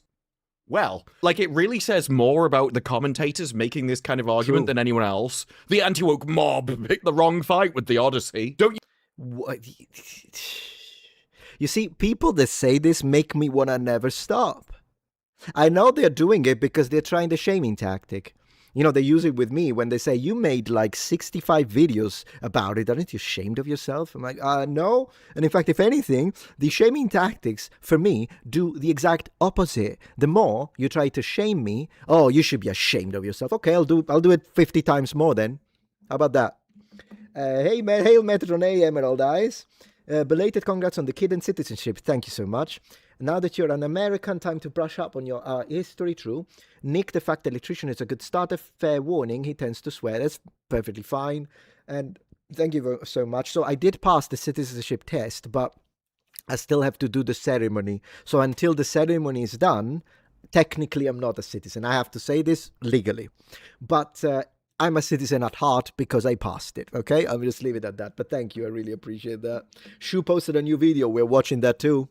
You understand you're not part of the sheeple. I'm a social consensus machine. I can't comprehend why anyone would disagree with the masses. How do you have the balls? Oh, sorry, really answered my own question there. The Odyssey's critical and box office success has completely broken online chuds who forgot Twitter isn't real life. For a start, Twitter is real life. Like, it genuinely is. Twitter has real people on it posting real things. They don't go online and state different things that aren't their opinion. They believe the same. Well, some people do, to be fair, some people do it on purpose because you make money off of it, right? So they will post something stupid. But yeah, I agree with him. It's like reality without a filter, because keyboard warriors would never dare to say the stuff they say on Twitter in front of someone. They're cowards, but on the internet they can do it. There's the anonymity. So I agree that there is a layer of reality when it comes to social media, not just Twitter. You know what else is a good representation of reality? Freaking Blue Sky. It shows you the demons among us. Things on Twitter as in real life. You could argue it's a biased sample of real life and therefore isn't representative of all the worldviews. Well, of course. But you'll also find nothing is. It's basically going, well, water isn't a drink. No, it is. You just can't say it's all drinks. Go woke, go broke. The Odyssey sails to massive opening weekend despite the racist phobic backlash. Isn't that insane when, like, you make someone like me, right? I'm a very mild individual at the end of the day, except from when my diluted pizza sauce that is my blood boils. That does happen sometimes, but in general I'm a monkey morphine. And so what I will say, I've never said anything racist in my entire life, although then again people think that me saying Helen of Congo is racist. I don't concern myself with idiots who label everything as racist or overuse the racist victim card. Doesn't matter to me. But I'm saying about real racism, real hatred and poison, I'd never do it. It's just not me. It's not my personality. With that being said, isn't that interesting that all I'm asking for is, can we be, like, honest and for once maybe treat everyone the same, so we don't only race swap one group while saying that white people bad? Now, how about we don't do that? How about we don't race swap black, we don't race swap white, and we do a little bit of equality of treatment? Because they can never address the point, then they go with the buzzwords, which means victory at an intellectual level. That's right. The lesson which is being learnt from the Odyssey is that you can employ completely incompetent people that are utterly awful in their roles and still make money. They think that's a win. Look. You know, it's weird because I wouldn't even consider... I know it's a DEI casting, but I don't think in this case that Lupita Nyong'o Spanakopita, I don't think she's incompetent. I don't think she will ever be Helen of Troy, though, because that's not how Helen of Troy was imagined by the original people, just like I will never be Shaka Zulu, no matter how much I try, no matter how skilled I am. In this case, I think the actors were good at what they were doing, but the DI component is not because of their lack of skill. So because DI usually is that, like, reduce meritocracy because we have we need to give the job to this person because of a quota. But the DI in this case is simply because we have to race swap. We have to do it. So yeah, we got people who have skill, but they weren't chosen because they would represent the roles well. They were chosen because we have a quota. On last chat, Arch puts forth the Odyssey is accidentally right-wing in a similar way to Barbie. Occasionally being accidentally, sure, there are some areas that did happen. I said that. So if his argumentation is the accidental, but in general, the overall message is not right-wing. Can we be honest about this? Let's continue. The audience guzzled down the trash we gave them this time. Yeah. I'm sure they'll do that again. How many times do we have to teach you this lesson, old man? Yeah, this used to work for Marvel, too. But this is why in any kind of statistical analysis, you don't look at one example, you look at an ongoing trend over a period of time. Of And we've course. kind of worked out what that trend is over the last 10 years. The Odyssey backlash failed tremendously. All the people that for years have been going, well, you can't actually commentate on something unless you've seen it. You can't judge something off the trailers, you can't judge it off the marketing. You've got to go and see the movie before you can judge it. So then people went to see the movie so they can judge it, and they went, see. They went Man, that is so true. to see the movie. That means it's good. I mean, you'll have to forgive me if I look at all the people that confidently tout about how nuanced they are. I don't really put much stock in their analysis, which is the equivalent of a 3-year-old's dissertation. Now, obviously, I don't care about the masses' opinion of a movie because I'm not the masses. I'm the guy that says Willow and She-Hulk are amazing entertainment. There's a hot chick over there. I'm gonna go talk to it. Sprinkle it on my bum and make my gentle wind smell like cinnamon. I'm the guy that absolutely adored reviewing Robin Hood. He's the best thing in the show. He's the best thing in the show. I looked at MILF Manor and thought, all you people should be in prison. I grinded on a grandma and she liked it. I mean, when was that, yesterday? I got pink eye from ass. How did I end up in this situation? I was in a Oh restaurant my and got with a God. stranger in the bathroom. That's giving Kelly vibes. You know what I mean? Like, yeah, that's Kelly, she's a whore. I'm Although I kinda- did find it funny. The only reason why I speed them up is because I'm afraid it's going to copy claim. I know they're very short, but I don't really want to risk it.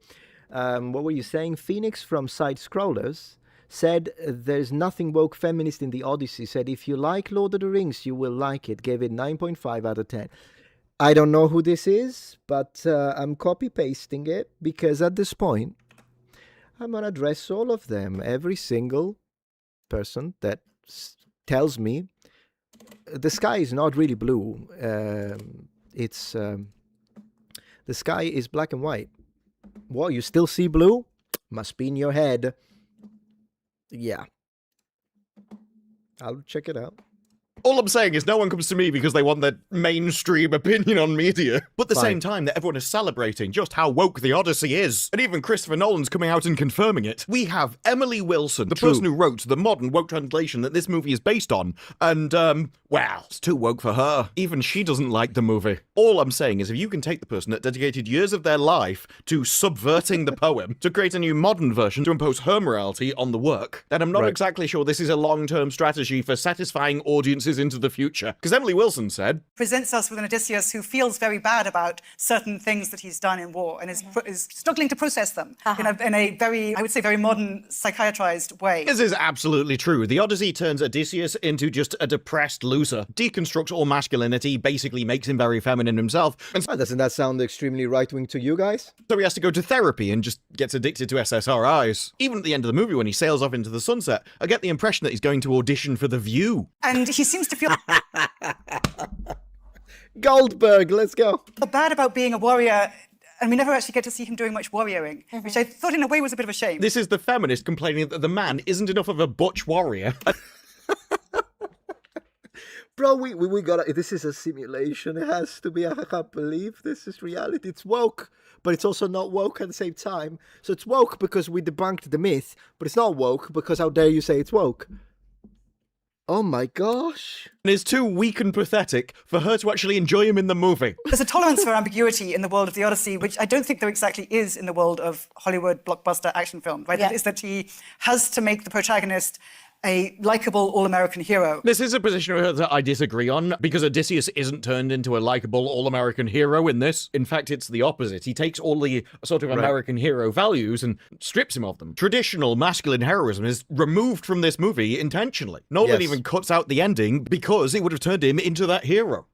The message at the end of the Odyssey of killing the suitors and the handmaids is that when people come and they walk over you, they take advantage of you, they exploit your weakness for their own personal gain, you don't just dish out justice on those people as they deserve, but you also hold the women who sided with them and aided them accountable as well. It was Oh, you know what? When it comes to that, because I've been saying that on X, I was saying, but look, this is one thing they did change, and they changed it because, in a way, they were not okay with looking at, because in the original text, both the suitors and the handmaidens that stood by them, slept with the suitors, and betrayed the trust of the household, both Penelope, obviously because they thought that Odysseus was never coming home, so they're like, yeah, F it, who cares about Penelope? And they also get offed, right? And it's funny because I've even seen Matt Walsh say this, and he's right when it comes to this. It's like, but why did they remove it? They removed it because it's not okay. And the people that are attacking you for saying this. Also, you actually wanted to see women being hanged off top of a ceiling? Is that what you want? You're a sick psychopath. Oh, but you're okay when it's a suitor who gets his head gets split in half with a Bronze Age axe, or an arrow hits someone in the throat. It's fine. Why? Because they're male. But if it's female, you're a monster. If you want, it's not that I want to see them. In fact, if anything, tone down the violence. I have a problem with that. Remove the gore. Let it be understood. I don't care about that. I just don't understand how, if it's a woman who gets offed by Odysseus, you're the disgusting, psychotic, crazy guy who wants to see violence of women. Is that what you want? But if it's the suitors, it's fine because they're male? How does that work? How does that even make logical sense? At this point, you should be against all violence, whether it be... No, you're fine if it's an axe, the dagger stabbing him multiple times. It's fine, it's a male, so it's fine. Yeah, no, it's fine.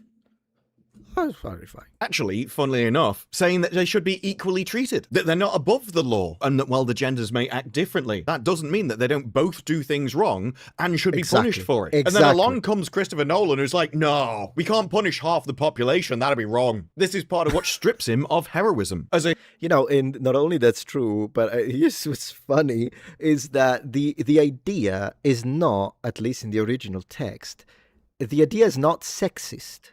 In fact, if anything, the idea is, whether you be male or female is irrelevant. Did you betray Daddy Odysseus? Yes. So when he comes home, it's Bronze Age axe. Doesn't matter. It doesn't treat anyone differently. Now, if an ancient Greek of all people from the Iron Age, because Homer is writing whatever, if they manage to be less sexist than modern Hollywood, bro, you have won a triumph golden cup. Holy moly. Rap Manej says, Constantine of the Greek Mythology channel reviewed the Odyssey. If you want to check it out, it claims a background in ancient Greek archaeology. Yeah, he's he's over here. He's here. Where is he? There he is. So I will react to him. I just don't think I'll manage today. Maybe I will. Kind of depends, but I will eventually. Totally. Let's go. The hero is the superior being who stands above the rest of the world and is willing to make the hard choices and decisions that no one else will or can. It is the answer to, who do you think you are to make these decisions? It's like, I'm the best person here. It's a real challenge if you're basing this on a poem where the hero is not necessarily motivated by romantic love or being a nice suburban parent. But Odysseus is those things. He is motivated by love. His entire aim is to get back home to Penelope. But then again, even though it's crazy that I have agreed with Emily Wilson on how much Nolan trashed the original poem, I agree with her. But of course, this is the section when I'm not going to agree, because from her point of view, and I think we are not going to agree, because from her point of view, Odysseus is a womanizer in a negative sense. Well, he is a womanizer, by the way. He sleeps around. But then again, there is magic involved, so there's that. But whatever, not justifying the guy. He shouldn't have slept around from my current perspective. Whatever. But the guy is objectifying his wife and he likes slaves, so he cannot be a hero. And I don't think he's objectifying his wife. I think he loves his wife. I think that's the message.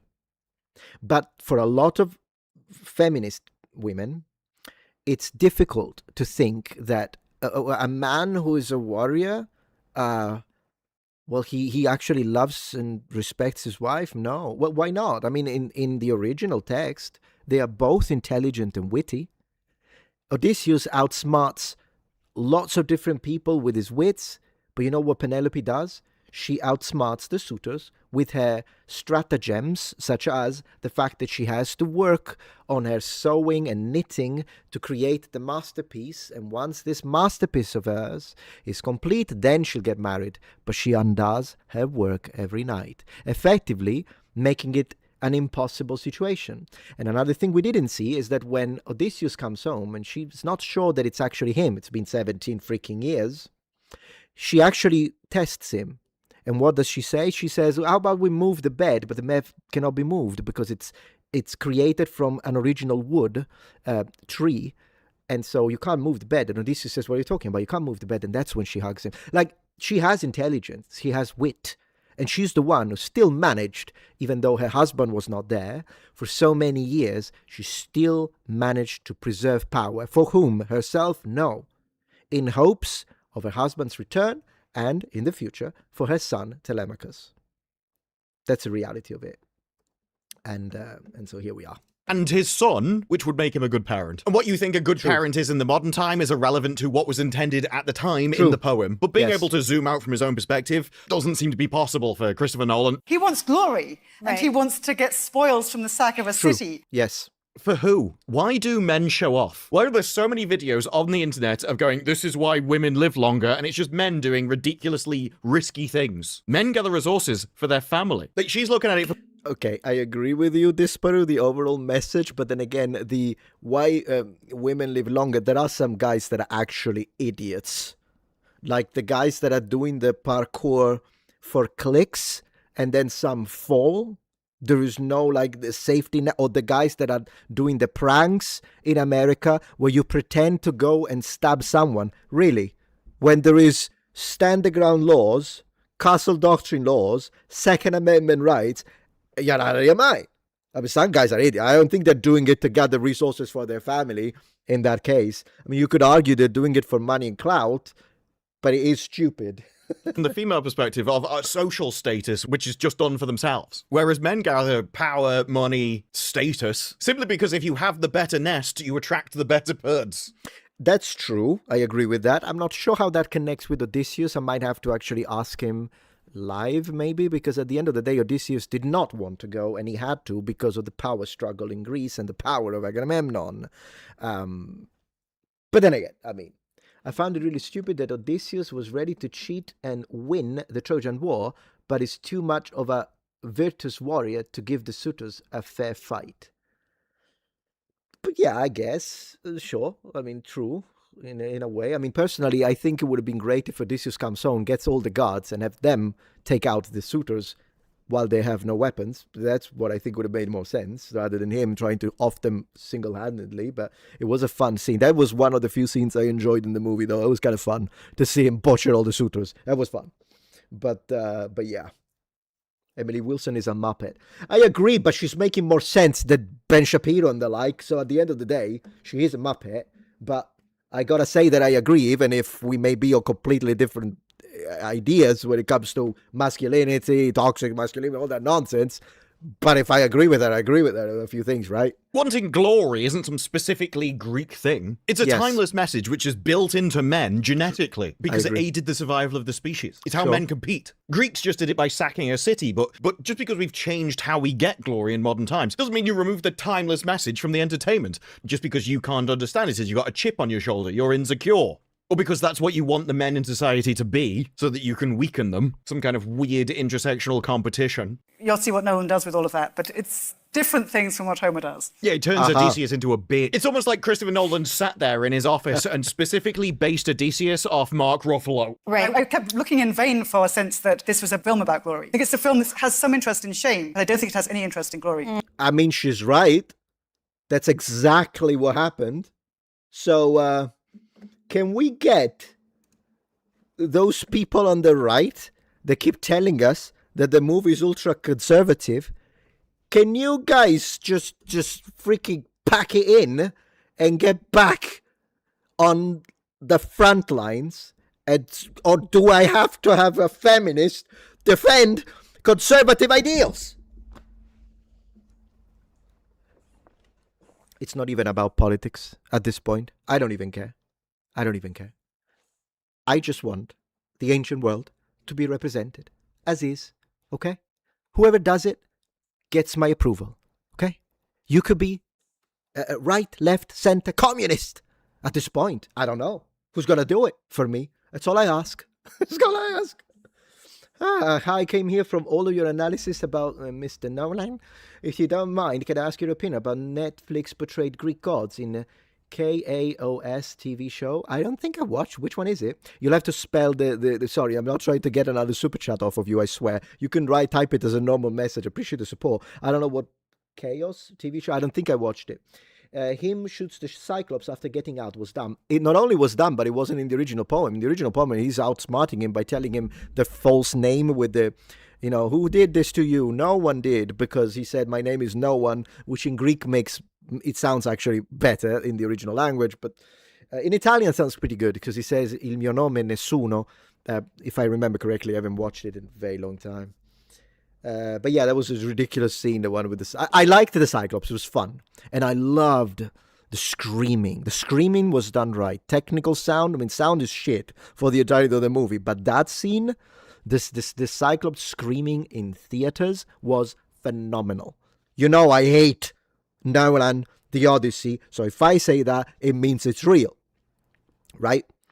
So I liked the Cyclops scene, but I hated the little, I'm going to shoot him now, so I can Absolutely get a few right. of my guys dead. The movie is based around shaming men for acting like men. It is your standard modern message that just can't comprehend masculinity. And so because Hollywood is so effeminate, it's the only thing they can understand, and anything which isn't that is deemed to be wrong. And so the only way it can become good, can become worthy, because they can't understand it, it's too complex for them. They have to degrade it and drag it down and be like, well, you should just be like me. You should stop competing. You should lower yourself to my position, and then you'll be a good boy. Now, the main problem with this is shame only works if you're super... Or a good girl, if you want to identify, you know, you can always change. Can I show you something, guys? So far, as always, this Peru cracks me up. He always does a great job. But I do want to show you something very quickly, guys, because this is a theory of mine. And if you think I'm wrong, I'm more than happy. Once again, I mean, sorry, I do need a second. Just 10 out of 10 movie. This is a child of the giants.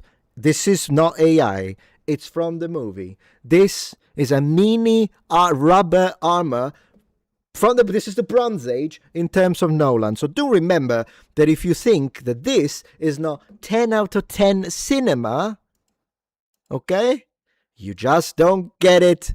This, not even what I wanted to show you, but I'm going to show this image to every single one who gives it a 10 out of 10. But I do want to show you, share a little theory, and maybe if Disparu, if you watch this and you want to tell me if you agree or not,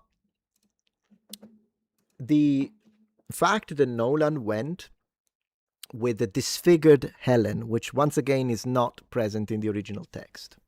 So not only Helen is the most beautiful woman in the world, Helen of Congo, but she's disfigured. Why? Well, because Menelaus does this to her. There's the scene. Now, who is Menelaus? Remember, who is he? John Berthel. Now, John Berthel has one thing about him. There is... Oh, who the heck is this? Sorry. How do you spell it? Goodness gracious. John Berthel has one thing about him. You know what that is? Is that he's not black. Now, to me, he looks like a white guy. I know that there are some people that say, no, he's Jew. He's Jewish. I don't care. He's not black is my point. So, because he's not black, then he can be used as the abusive husband that abused the minority victim wife.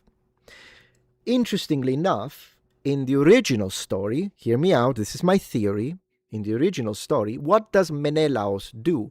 In some accounts, they don't tell us. In other accounts, he forgives Helen and takes her back and honors her in glory. He takes her back, he forgives her. It's like, I get it. Trojan Prince was hot. I get it. I didn't treat you right. I get so good guy.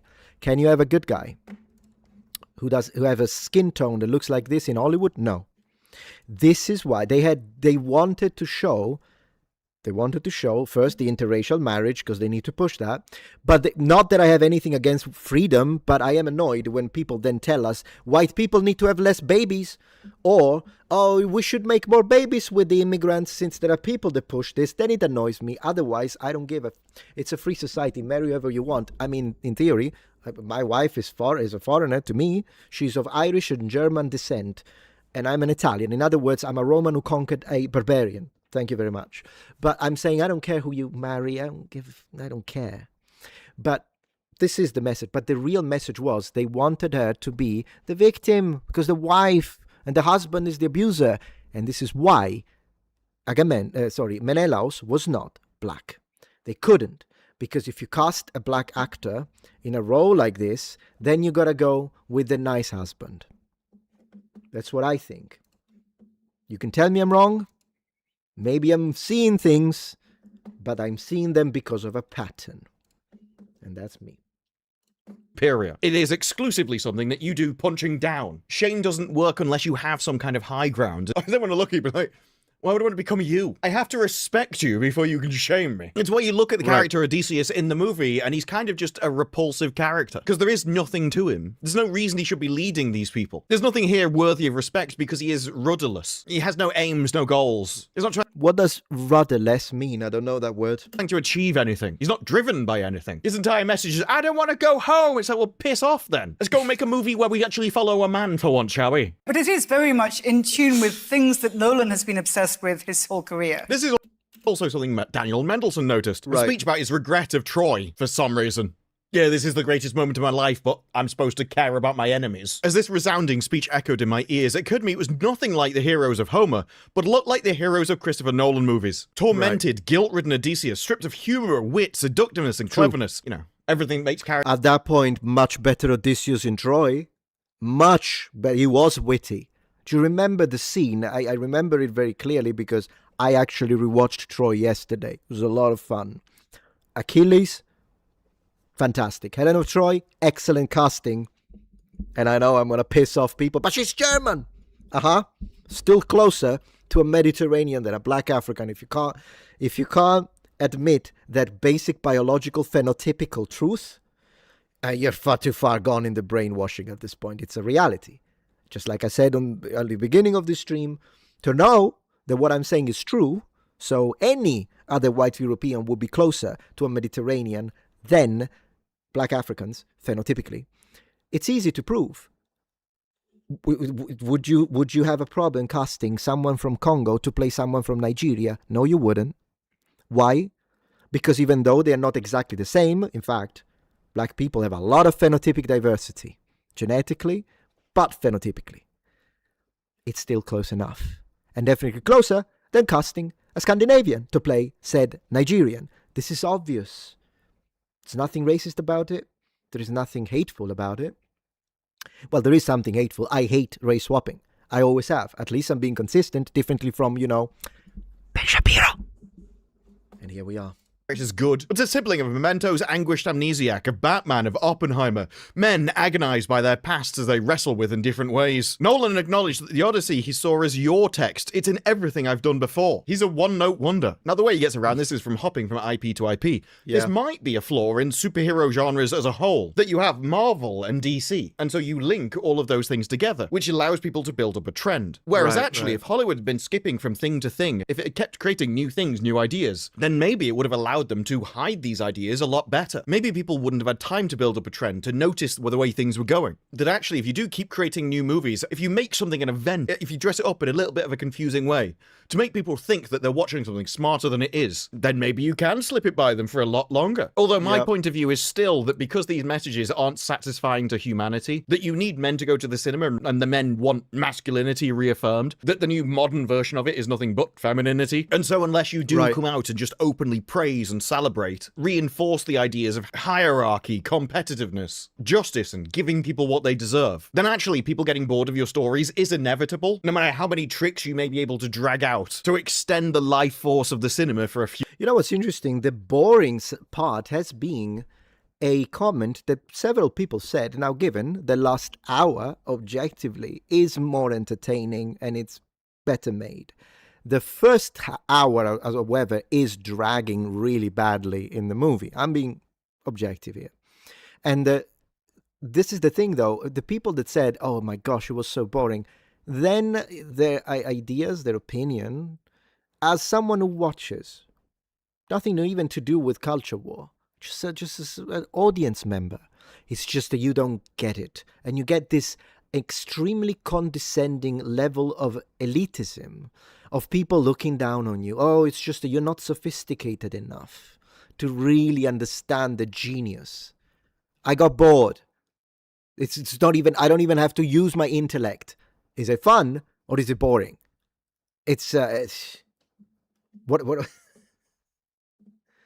few more years. But it was interesting that Emily Wilson didn't seem to like the film. If it's based on your translation, if it takes a lot of inspiration from you, then you should like it. But Emily Wilson still liked the poem. She wanted to keep the poem and the events similar. What she did was change wording to put a different spin on things. True. So with her, it focused way more on the gender of stuff than the deconstruction of Odysseus himself. Being female doesn't in itself guarantee that you'll have a distinctively female or feminine perspective in any noticeable way. Women can be misogynistic perfectly easily, but many women aren't feminists.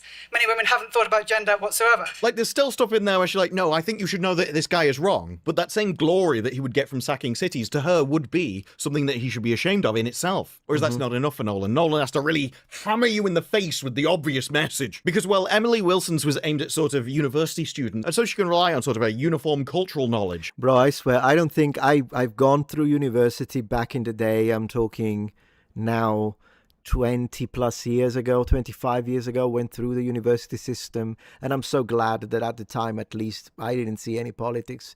But the current university lectures, I don't think I could stomach them. Like maybe math, but anything that is either on the humanities, philosophy, history, all of that, I couldn't stomach it. It's impossible. It is a continuous propagandistic message, and it's one directional. I don't think I could do it, guys. I really couldn't. Metatron is actually 60 years old. No, but I am 44. In case you want to find it, Side Scroller's channel, live title, This Will Get Hated. Is that 44 minutes? 54 minutes. Okay, I'll check it out. Thank you for the support, Metal Boy. I really appreciate that. Even in Italy, I imagine it's the same in Italy too at this point. Maybe not at the same level as the UK and plenty of colleges in America. But it's really getting to a point where, can I just get the facts? And even when I said maybe maths or hard sciences are still free, but not really, because we've been told that math is racist. So it's really a infectious disease that is spreading everywhere. It's spread within, look at progressive Christianity. Where are we even going with that? How can you convince a feminist woman to support Islam? The two things are mutually exclusive. You can have a person who is of an Islamic tradition, but maybe they grew up in the West at this point, and so they still believe in Islam because they were taught it, but they have been so westernized that they're like, no, I have no problem with women. I think women should be open. Yeah, of course they exist. But if you look at like I have seen feminist women defending the burqa, defending the fact that there are plenty of women in the most strict Islamic countries. Not all countries act the same or enact Sharia law the same way. We understand that. But I've seen them defend all of that. I thought you were about women, independence of women, power to women. Well, that is the opposite of what you're defending. So there has to be something that allows, like there is something when it comes to propaganda, and to be fair, this happens on all sides of propaganda. Once you reach propaganda, and it happens with religions too, and I'm a religious man, it shuts down the logical brain completely.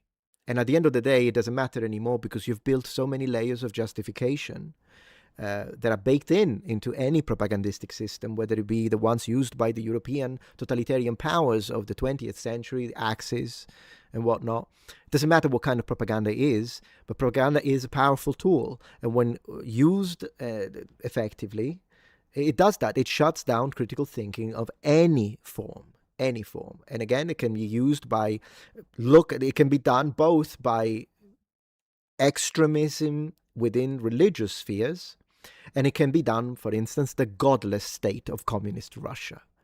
The levels of propaganda, I'll give them that though. I liked the font that they used. If you look at like 1950s propaganda that they used in Russia, the font was kind of cool. That was it. It's awful. It was hell on earth. That's what the USSR was, and particularly under Stalin, to be honest. I think that was the worst possible. Mao, though, the numbers of death by starvation are insane. Whether you believe in the highest ones, when they say it's 70 million, when maybe you'll be like, no, I don't think it's 70 million, that exaggerate, it's 45 million. Bro, even if it's 10 million, who cares? It's unbelievable. Unbelievable. The numbers are insane. And for people to justify that and think, no, but I think it's good. There is a reason to it. I got to defend it. How? Because it's the power of propaganda. It shuts down critical thinking because it destroys the individual and you become part of the collective. This is exactly what Benito Mussolini did with his doctrine of fascism that he wrote together with Giovanni Gentile. They tell you the individual is nothing. The individual doesn't matter. You're all part of the state. Everything is the state.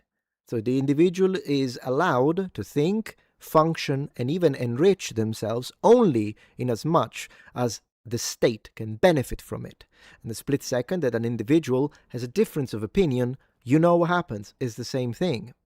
The fascist squads, Auschwitz, well, for the Nazi, to be honest, when it comes to, and I know this because it's linked to my family history, when it comes to the Nazis, they would use Dachau rather than Auschwitz as a concentration camp for politically problematic people. I know that because my grandfather ended up in Dachau.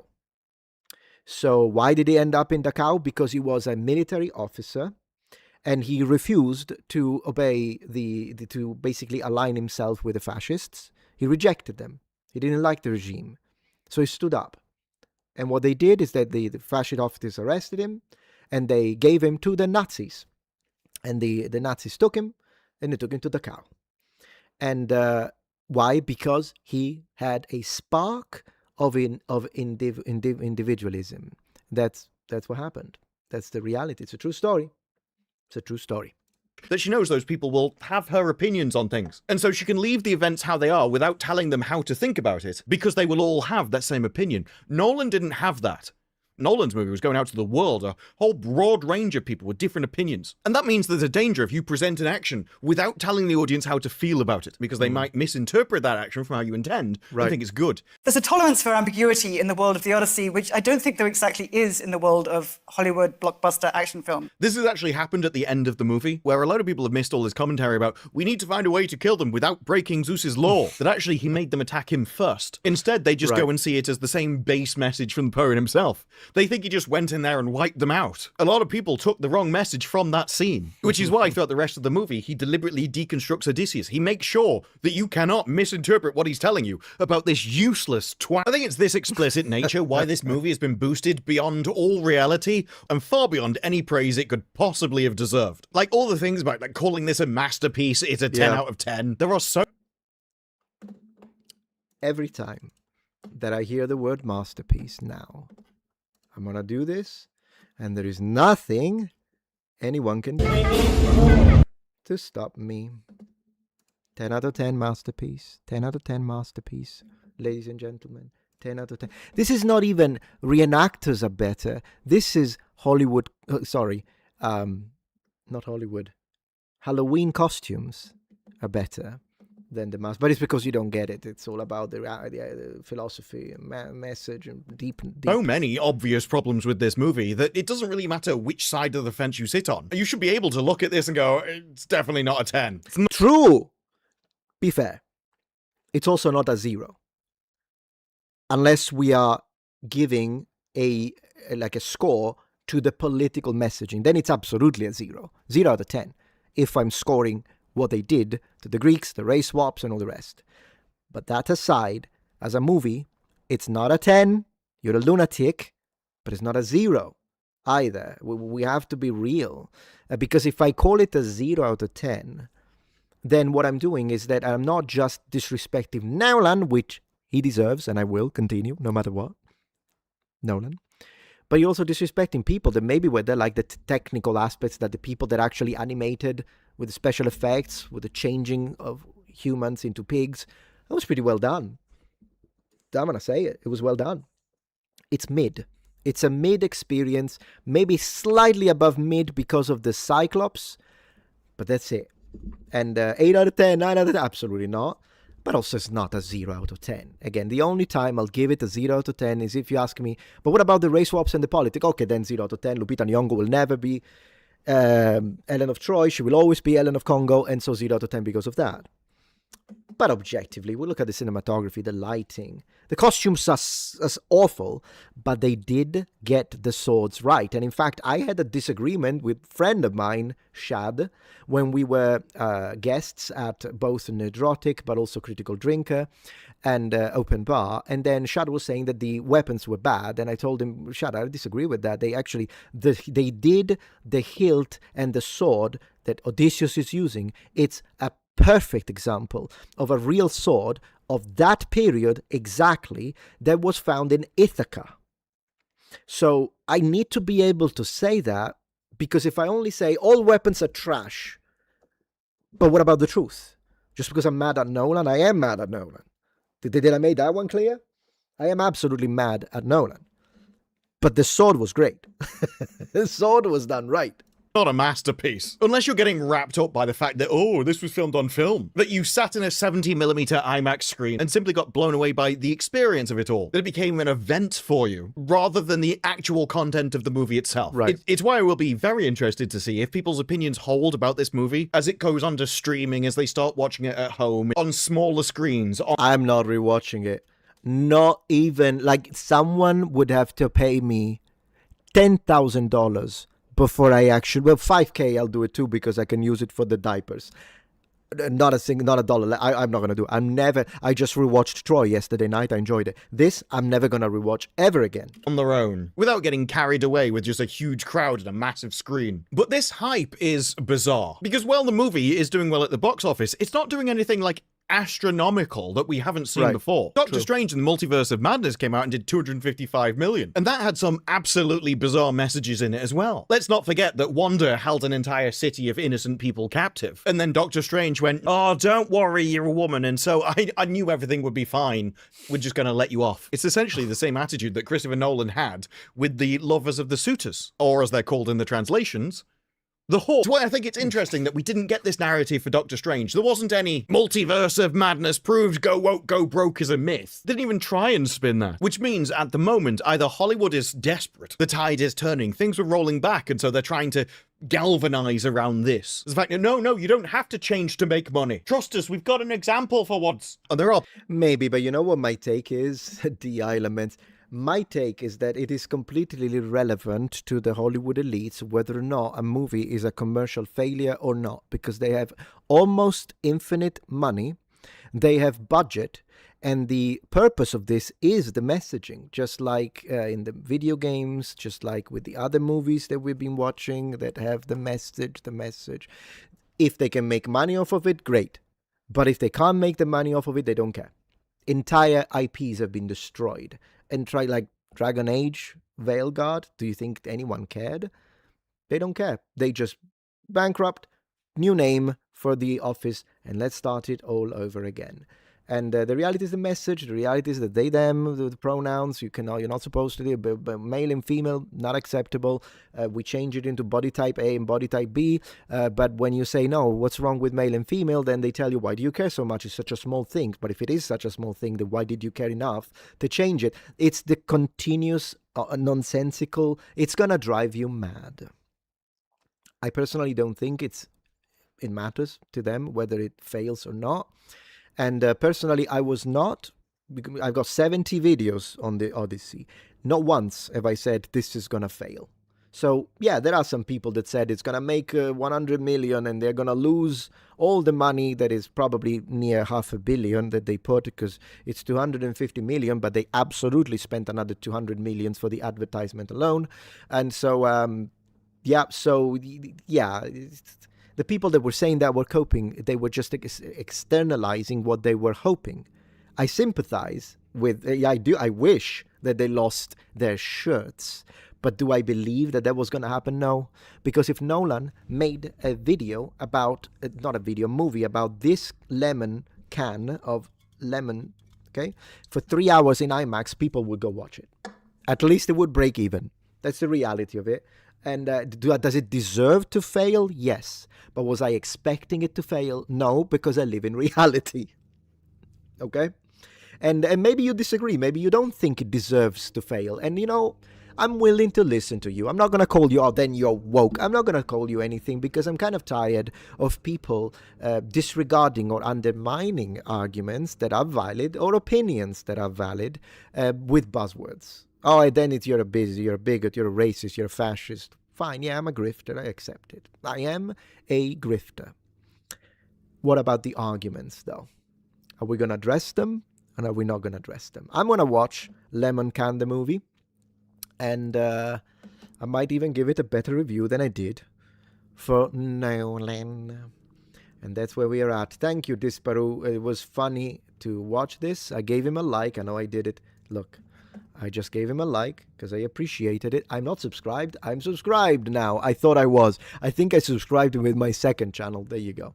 So I enjoyed this. I'm not going to react to the whole thing because not every video can be an hour long. And lately my wife has been telling me, why is every video you're making an hour long? And I'm like, I don't know. I don't know, it just happens. I keep talking. And then I edit it. And I'm like, oh, damn, it's an hour 45 minutes. I made a freaking movie. But that's where we are at, my friends. Let me see. How are stats tonight? Pretty nice. Yeah, nice numbers. Look at that. Let me close the tabs that we don't need. There are so many videos that I really want to... All right, so let me go check on my wife and baby because it's almost 7 here, which means that it's dinner time for the baby. So I'm going to double check that my wife is fine, that she's okay, that she doesn't feel overwhelmed. It does happen. And maybe she needs me to prepare the bottle. But I'm going to leave the stream to continue, and it's going to become like maybe give me, so I can get a new drink, maybe give me 4 minutes, 5 minutes tops of chair stream. I'm not going to let a video play because I don't want to make money off of people's work. Okay? So I'm going to leave it with the chair. Please don't insult the chair because you're racist like that against chairs. And I'll be right back, guys. And then we'll see if we continue with another reaction or if maybe the wife needs some help with the baby, and then I'll stop the stream. I'll let you know very soon. Be right back. Thank you.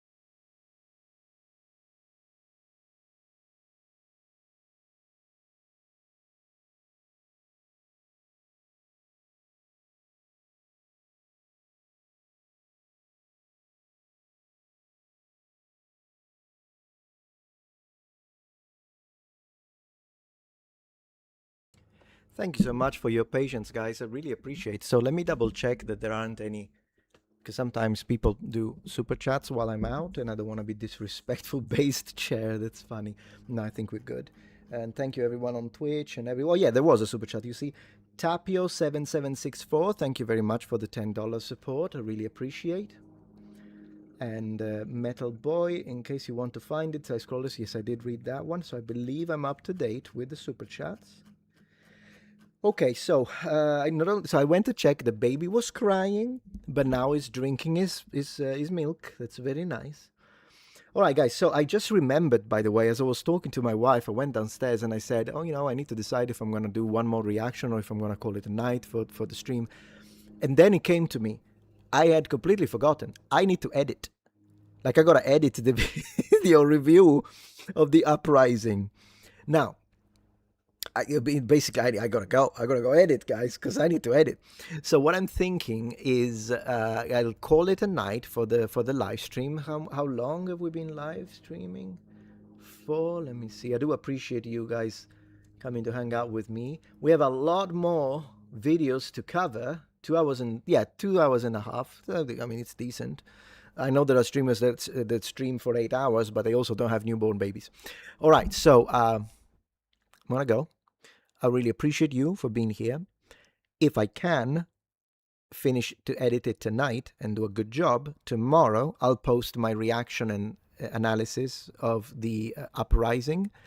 But if I'm editing tonight and I'm like, I still need to gather the iconography, I'm not going to make it, then it means that it's going to be posted the day after tomorrow. And instead tomorrow, I'll very quickly have someone edit a section of the stream, maybe the reaction to the professor, because that was hilarious, or something like that, and then that would be tomorrow's upload. In either, whatever the case, we'll see, we'll decide, depending on how quick I am at editing, either tomorrow or the day after tomorrow. Do come and check the channel, because the Uprising, it's gonna be a really fun, deep medieval history analysis, and I've already filmed with the helmets. It's gonna be really good. Thank you very much for your support, guys. Will you respond to Peugeot proposal? Absolutely, yeah, totally. I'll respond to him. I'll see if I can send him an email tonight, at least to let him know that I saw his email. I'll do that, and then we can organize it. There are a lot of other people that I want to have conversation with, talk, maybe collaborate, and make some content for you guys. So that's gonna happen hopefully soon. I am a little slow at organizing things like this, but hopefully will happen soon. Thank you very much, guys. Appreciate. Have a good night, everyone, on Rumble, Twitch, and YouTube. I'm gonna first disconnect Rumble in 3, 2, 1. Ciao.